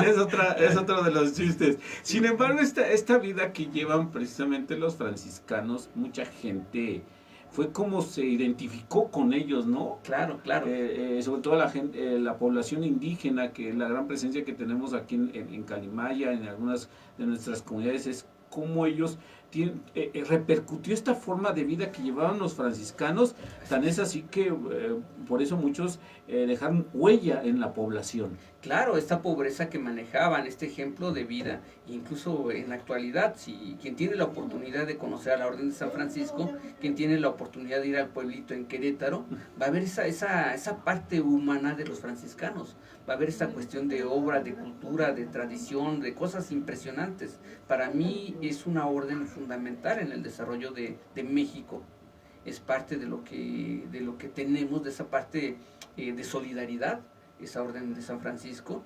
Y yo recuerdo mucho en Celaya cómo tenía su colegio, el Colegio México, por una parte, y por otro lado este Colegio México financiaba lo que era el colegio para las personas de bajos recursos, que estaba dentro del convento, y cómo las chicas iban a estudiar para secretarias, para la corte de confección, para contadoras, etcétera, etcétera, pero no pagaban un centavo porque era financiado con lo que obtenían del Colegio México en Celaya. Entonces, algo bien importante, y esa labor me hizo acercarme mucho a los franciscanos. Yo, en son de relajo, con un sacerdote de mi pueblo que siempre me llevo bien con ellos, decía, ¿sabes qué, padre? Pues yo contigo no me confieso. Si eres franciscano, con todo gusto te cuento mis chismes, pero si eres secular, nada, ¿no? Sí, es cierto, la vida que llevan los franciscanos. Yo incluso también en algún momento, pensando en esta cuestión que fue prácticamente de conocimiento familiar, que me hubiese gustado ser, aunque no, Dios decía yo, sacerdote, más bien me gustaba esta vida de los franciscanos por lo que ellos vivían y cómo lo vivían, ¿no? Lejos de la opulencia, más bien en la pobreza, en un acercamiento más a la vida de Jesús, este personaje que pone un ejemplo, y que en el caso de San Francisco de Asís, pues no solamente lo vive, sino que constituye todo un grupo que lo trae a América, y pues que hoy en día lo podemos visualizar. Sí, y de ahí conocí las instituciones, y de ahí te puedo decir que el convento de Calimaya fue una guardianía, porque tenía 5 habitantes, y que tenía, en este caso, para otras órdenes, era el prior, que era el padre guardián, el padre guardián de convento, el que se encargaba de la administración y que llevaba un doble régimen, con el clero secular y con el clero regular. ¿Por qué? Porque tenía que informar al obispo, pero también tenía que informar, en este caso, al provincial de la orden. Entonces, son esos aspectos importantes que encontramos que desafortunadamente en ocasiones no sabemos cómo funcionaba la institución y pensamos que el hablar de franciscanos son padres que están recluidos ahí, que no hay una organización, que nada más están ahí a la buena de Dios y ya, ¿no? Pero hay una organización que tiene la orden. Y eso fue lo interesante de cómo conocer lo que existía detrás de lo que es el convento, que si era una guardianía, que si era una vicaría, que si era una presidencia, de acuerdo al número de habitantes y de acuerdo a los pueblos que tenían para visita. Toda esta estructura incluso en ocasiones quienes nos dedicamos a la difusión, a veces yo he visto que la publica en sus redes sociales, de tal manera que llega a la población en general, ¿no? Hoy en día la podemos encontrar, la podemos visualizar de manera más directa. Anteriormente, pues la población tendría que comprar el libro, tendría que acercarse a las bibliotecas, pero hoy en día, a través de las redes sociales, como comentamos en un principio, se puede acercar a todo este conocimiento. Claro, y a través de la plática que tenemos, yo creo que una charla de café, diría don Luis González, precisamente la cafetería del Colegio Mexiquense se llama Luis González y González, y decía pues que se aprende más en una charla de café, y eso tenlo por seguro. Sí. Yo las grandes pláticas que he tenido con Javier Nogués, con la maestra Chagüita, era tomando nuestro café. Ya con don Luis González, cuando iba a la visita de las 7 casas, pues también era en la mañana con su café. Cuando iba al Colegio de Michoacán a pasar lista, tenía la oportunidad, y mis compañeros me decían, ya vas de barbero. No, voy a aprender algo que ellos no supieron. Sí. Muchos de mis compañeros de la maestría era su primera experiencia, habían tenido 10 y todo, pero era su primera experiencia con investigadores. Mi experiencia, yo le agradezco mucho al Colegio Mexiquense AC, que me formó. Yo puedo decir que ahí me formé como historiador, me formé como muchas cosas en la facultad, más fui por el papelito. Por el papelito. Sí, porque realmente aporté pues un conocimiento hoy en día que se debe mucho a lo que aprendí en el Colegio Mexiquense, y ese es mi orgullo. Y pues posteriormente en el Colegio de Michoacán, y pues la Facultad de Humanidades también fue determinante, pero ahí tuve amigos, tuve conocidos, tuve maestros y tuve no tan maestros que se sentían los dioses de la teoría de la historia, y que realmente me demostraron con el tiempo, entendí que eran las personas más ignorantes, más nefastas, y pues bueno, que desafortunadamente su fama se ha hecho por no saber enseñar la teoría de la historia. Efectivamente, hay veces la parte de la didáctica, la parte de la enseñanza, pues nada tiene que ver con los títulos, como comentamos, ¿no? Claro. Hay veces es esta habilidad de poder que el conocimiento llegue a las personas, poderlo, que se adueñen de ello, ¿no? Al final de cuentas. Sí. Ahí entendí que el hecho no es, el buen maestro no es el que te reprueba. Ajá. El buen maestro es el que te enseña para que apruebes. Ahí está. Escúchenlo, maestro, repítanos para que los alumnos, nuestros niños jóvenes, entiendan esta parte en la historia. Sí, el buen maestro no es el que te reprueba, el que es exigente. Es el que tiene paciencia, el que te va a enseñar y el que logra que apruebes, que tengas los conocimientos, que logre sembrar una semilla, una inquietud para que tú puedas aprobar esa materia. Así es. Entonces, en este contexto, para mí la historia, yo siempre lo traté de transmitir con mis alumnos. Yo cuando salí del Colegio de Michoacán, llegué con ese carácter de soberbia y de divo. O sea, yo soy aquel, ¿no? O sea, sí. Te das cuenta que no es así la cosa. Te das cuenta que aquí quien vale más no es el título, sino es tú cómo enseñes a partir de esa humildad que yo conocí con la maestra Chagüita, de que me enseñó a hacer historia, a paleografiar. Yo cuando llegué con la maestra Briesca ya tenía un poco de conocimiento, pero me ponía nervioso. Y luego más cuando me dijo, si no hago nada más ¿Pero qué lo ponía nervioso? ¿La maestra o lo que le ponía a hacer? La maestra me ponía. Entonces, me dice, Gerardo, ¿qué le pasa? Sí. Pues es que me pone nervioso. Pues, a ver, vamos a leer, sepan cuánto es esta carta. Es que, ¿qué le pasa? Pues me pone nervioso. No, si no hago nada más repruebo. Entonces, ese concepto, fíjate, que ese trauma, para muchas personas puede decir, es un motivante, pero para otros no.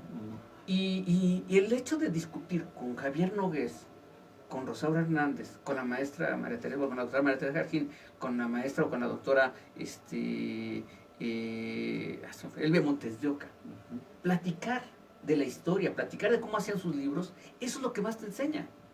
Eso es donde tú aprendes a investigar. Es donde te dicen qué fuentes ir a consultar. Es donde encuentras la sencillez y el principio de la historia, donde Alfredo López Austin te habla de tu y te dice, oye, mira, es que me parece bien tu idea, pero es que bla, bla, bla, bla, bla, te echa todo un rollo. Que nos van ayudando, nos van a enseñar. ¿no? Sí. Esas son las verdaderas clases de historia. Es la verdadera charla.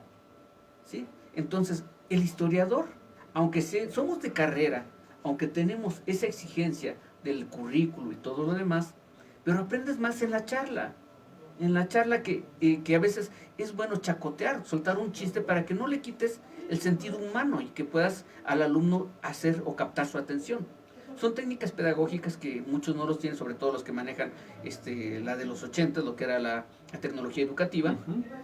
Por eso ese sentido, esa animalversión hacia Collazo, y pues tú lo sabes, no quiero decir el nombre, tú lo respeto, lo estimo, pero no me gustaba su clase y lo considero un mal maestro de teoría de la historia. Y es la misma dinámica que sigue David Lugo y que siguió Gerardo González, que es una estupidez. No te puedes enseñar teoría de la historia con conceptos, sino tienes que ir directamente a las fuentes, leer y descubrir por qué se escribió esa historia, cuáles son los paradigmas que está enseñándote o que está mostrando de la historia, cómo saber la metodología que hicieron para escribir esa historia. Eso es la verdadera teoría de la historia, no estupideces de aprenderte de memoria los conceptos, las teorías, o sea, no. Eso yo lo aprendí en el colegio de Michoacán. Bueno, ahí está para todos nuestros amigos que quieran iniciarse en esta labor tan bonita que es el ser historiador, pero no solamente es el serlo, sino aplicarlo. Sin embargo, vamos a cerrar con el futuro. El futuro de yo le diría herencia franciscana en nuestro municipio. A veces el desconocimiento de todo este legado que nos han dejado estos grupos nos hacen, a veces, por un lado, a veces dejarlo, no darle el valor que necesita. Y por el otro lado, muchas veces dañarlo, claro, ¿no? Pensando en que modificarlo, transformarlo, colocarle algo puede embellecerlo. A sabiendas, efectivamente, a sabiendas de que es patrimonio histórico y a veces no lo entendemos.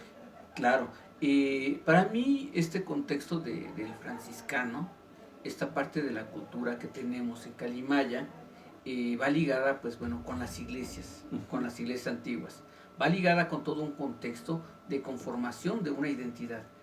Quizá la tradición franciscana se ha perdido en el tiempo, pero si rascamos un poquito, parte de esas pastorelas, parte de las piñatas, parte de lo que serían los rosarios, Navidad, esas posadas donde se daba fruta, es parte de la tradición franciscana. Es esa evidencia, esa cultura inmaterial, pero sí cultural de Calimaya. El hecho de preservar la capilla y en su parte original, en ese artesonado que tiene, en ese techo de madera, habla de ese sentido, de esa cercanía con el nevado, habla de esa parte forestal, que es parte de la cultura de Calimaya.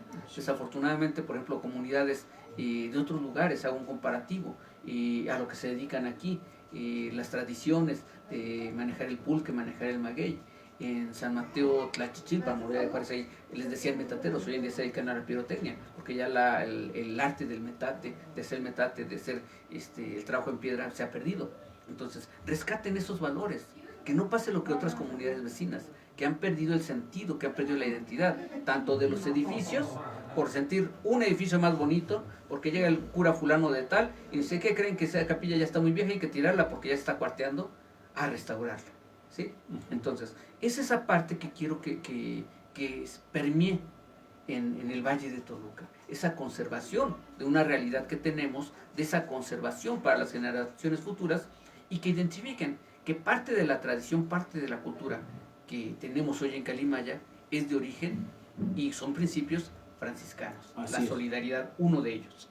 Y que incluso a veces, cuando se vierte alguna opinión con respecto a las modificaciones que les quieren hacer, a veces la población lo toma mal, pero uno sabiendo la importancia histórica de estos monumentos, por eso lo hace, ¿no? Claro. Al final de cuentas, porque la población es la dueña de estos templos, lo decíamos al principio, ¿no? Pero tiene que preservar el patrimonio. Así ¿Para es. qué? Para que sus hijos, para que sus nietos, sus bisnietos puedan conocerlo Y finalmente, pues una de las partes en las que nos dedicamos es la genealogía. Bueno, voy a hacer un anuncio con Sí. Sámano Adelante, Consultores. adelante. Sámano Consultores, pues bueno, porque amamos la cultura, si nos pueden encontrar en Facebook.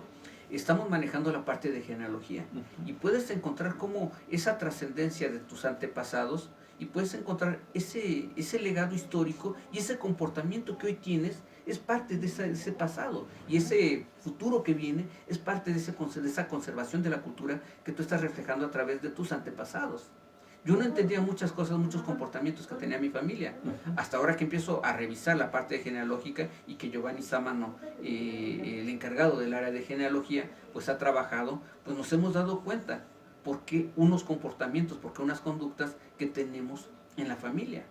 Y que de ahí esa versión que somos hoy, pues está permeando y está siendo heredada a nuestros hijos. Así igual los edificios, la casa del abuelo, la casa de nuestro bisabuelo. Si esta casa fue de fulanito de tal, fue de mi bisabuelo. En esta iglesia se casó mi bisabuelo, mi tatarabuelo. Aquí está enterrado mi abuelo, aquí está enterrado mi bisabuelo. Aquí están 5 generaciones enterrados. Es esa parte que te hace sentir parte del terruño. Yo desafortunadamente no nací en mi comunidad. ¿Por qué te digo desafortunadamente? Nací en el Distrito Federal. Soy mezcla de poblaciones de Jalisco, de Tlaxcala y de San Francisco Tlaxilalcalpan, que es donde es la familia de mi padre. Pero yo me siento orgulloso de la comunidad de mi padre.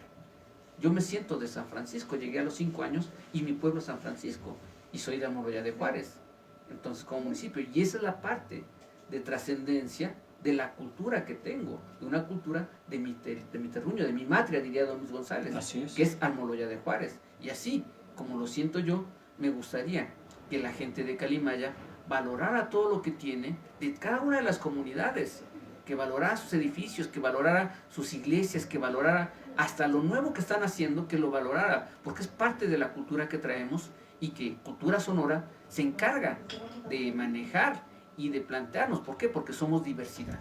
Así es. Y que ya prácticamente llegamos al inicio de nuestro programa, con lo que decíamos que el objetivo de nuestro programa Voces de la Cultura es eso, dar a conocer la importancia del bagaje cultural, artístico, histórico de nuestras comunidades y de nuestra cabecera municipal.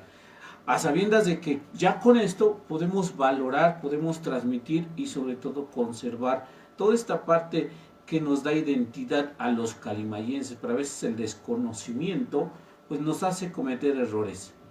De verdad, estoy disfrutando mucho esta conversación, pero el tiempo ya nos dicen que ya terminamos por el día de hoy. Maestro, yo creo que vamos a tenerlo que invitar para otra charla. Pues bueno, pero ya no me digas maestro, soy Gerardo Sámano y pues bueno. Le digo maestro porque no por otra cosa, sino tengo un respeto por todas aquellas personas que he aprendido algo. Entonces siempre lo he llamado así y lo seguiré llamando, aunque para algunos no, porque aprendo de todas las personas. Y aquellas personas que me han dejado enseñanza son mis maestros, ¿no? Al final de cuentas, lo decíamos hace rato, estas enseñanzas que no fueron por el 10, por la calificación, sino por el cómo hacerlo de manera diferente. De esa forma a veces trato de hacerlo. Sin embargo, pues sí, vamos a seguir continuando hoy que somos parte de este grupo de colaboración con Cultura Sonora y Plataforma Radio Digital. Nos va a dar la oportunidad de poder tenerlo pues alguna ocasión más. Claro, claro, con todo gusto y pues muchas gracias. Con nuestra estación Plataforma Radio Digital, también tú que nos visites por allá, ¿no? Claro que entonces, sí, pues ahí está. En ese convenio de colaboración que tenemos, pues podemos hacer muchas cosas juntos y la verdad estamos muy contentos en Plataforma Radio Digital, en Radio por Internet México, que es nuestra agrupación que tenemos, pues estamos muy a gusto por estar aquí con Cultura Sonora y pues bueno, que nos escuchen también y pues hacer más cosas, hacer que esta cuestión de la cultura vaya hacia adelante y sobre todo la identidad de nuestras comunidades sobresalga. Muchas gracias a todas las personas que estuvieron en la transmisión escuchando. Recuerden que el día miércoles podrán escucharla a través del 100.3 del FM, a través de Cultura Sonora. Agradecemos a nuestro invitado con un presente que se lleve para que tome su café escuchando Cultura Sonora y Voces de la Cultura. Voces de la Cultura. Le agradecemos su visita y este tema de la presencia franciscana en el Valle del Matlacinco y hablando específicamente de Calimaya, abriéndole las puertas para una nuevo programa y que la gente pues quede satisfecha con esto que nos dejó el día de hoy y para que conozca un poquito más de la historia de nuestro bello municipio que es Calimaya. Muchas gracias. ¿Qué más me queda más que despedir el programa del día de hoy? Hoy sí duró bastante tiempo, lo ameritaba el tema, la verdad, y la visita más, ¿no? Pues que tengan una excelente tarde, buen provecho, porque nosotros también nos vamos a eso. Pues bueno, pues gracias, muy buena tarde. Muy buena tarde a nuestro público. Armando, que estés bien. Muchas gracias a todas las personas que estuvieron en la transmisión por Facebook. Recuerden que vamos a seguir con nuestros programas. Agradecemos la visita del maestro Sámano, Gerardo Sámano Hernández, y que pues ya lo comprometimos a que esté nuevamente con nosotros en otra charla más. Lo que faltó es el café, por eso Claro. falta el café, porque fue una charla prácticamente de café. Y el mosquito de Tenancingo. No, vamos a traer un mosquito de aquí originario de aquí de Calimaya, para que lo podamos compartir con todos los radioescuchas, ¿no? Pero agradecemos nuevamente y que estén al pendiente de nuestras siguientes transmisiones. Que tengan una excelente tarde. Gracias, Muchas muy gracias. amables. Gracias, Stanislao.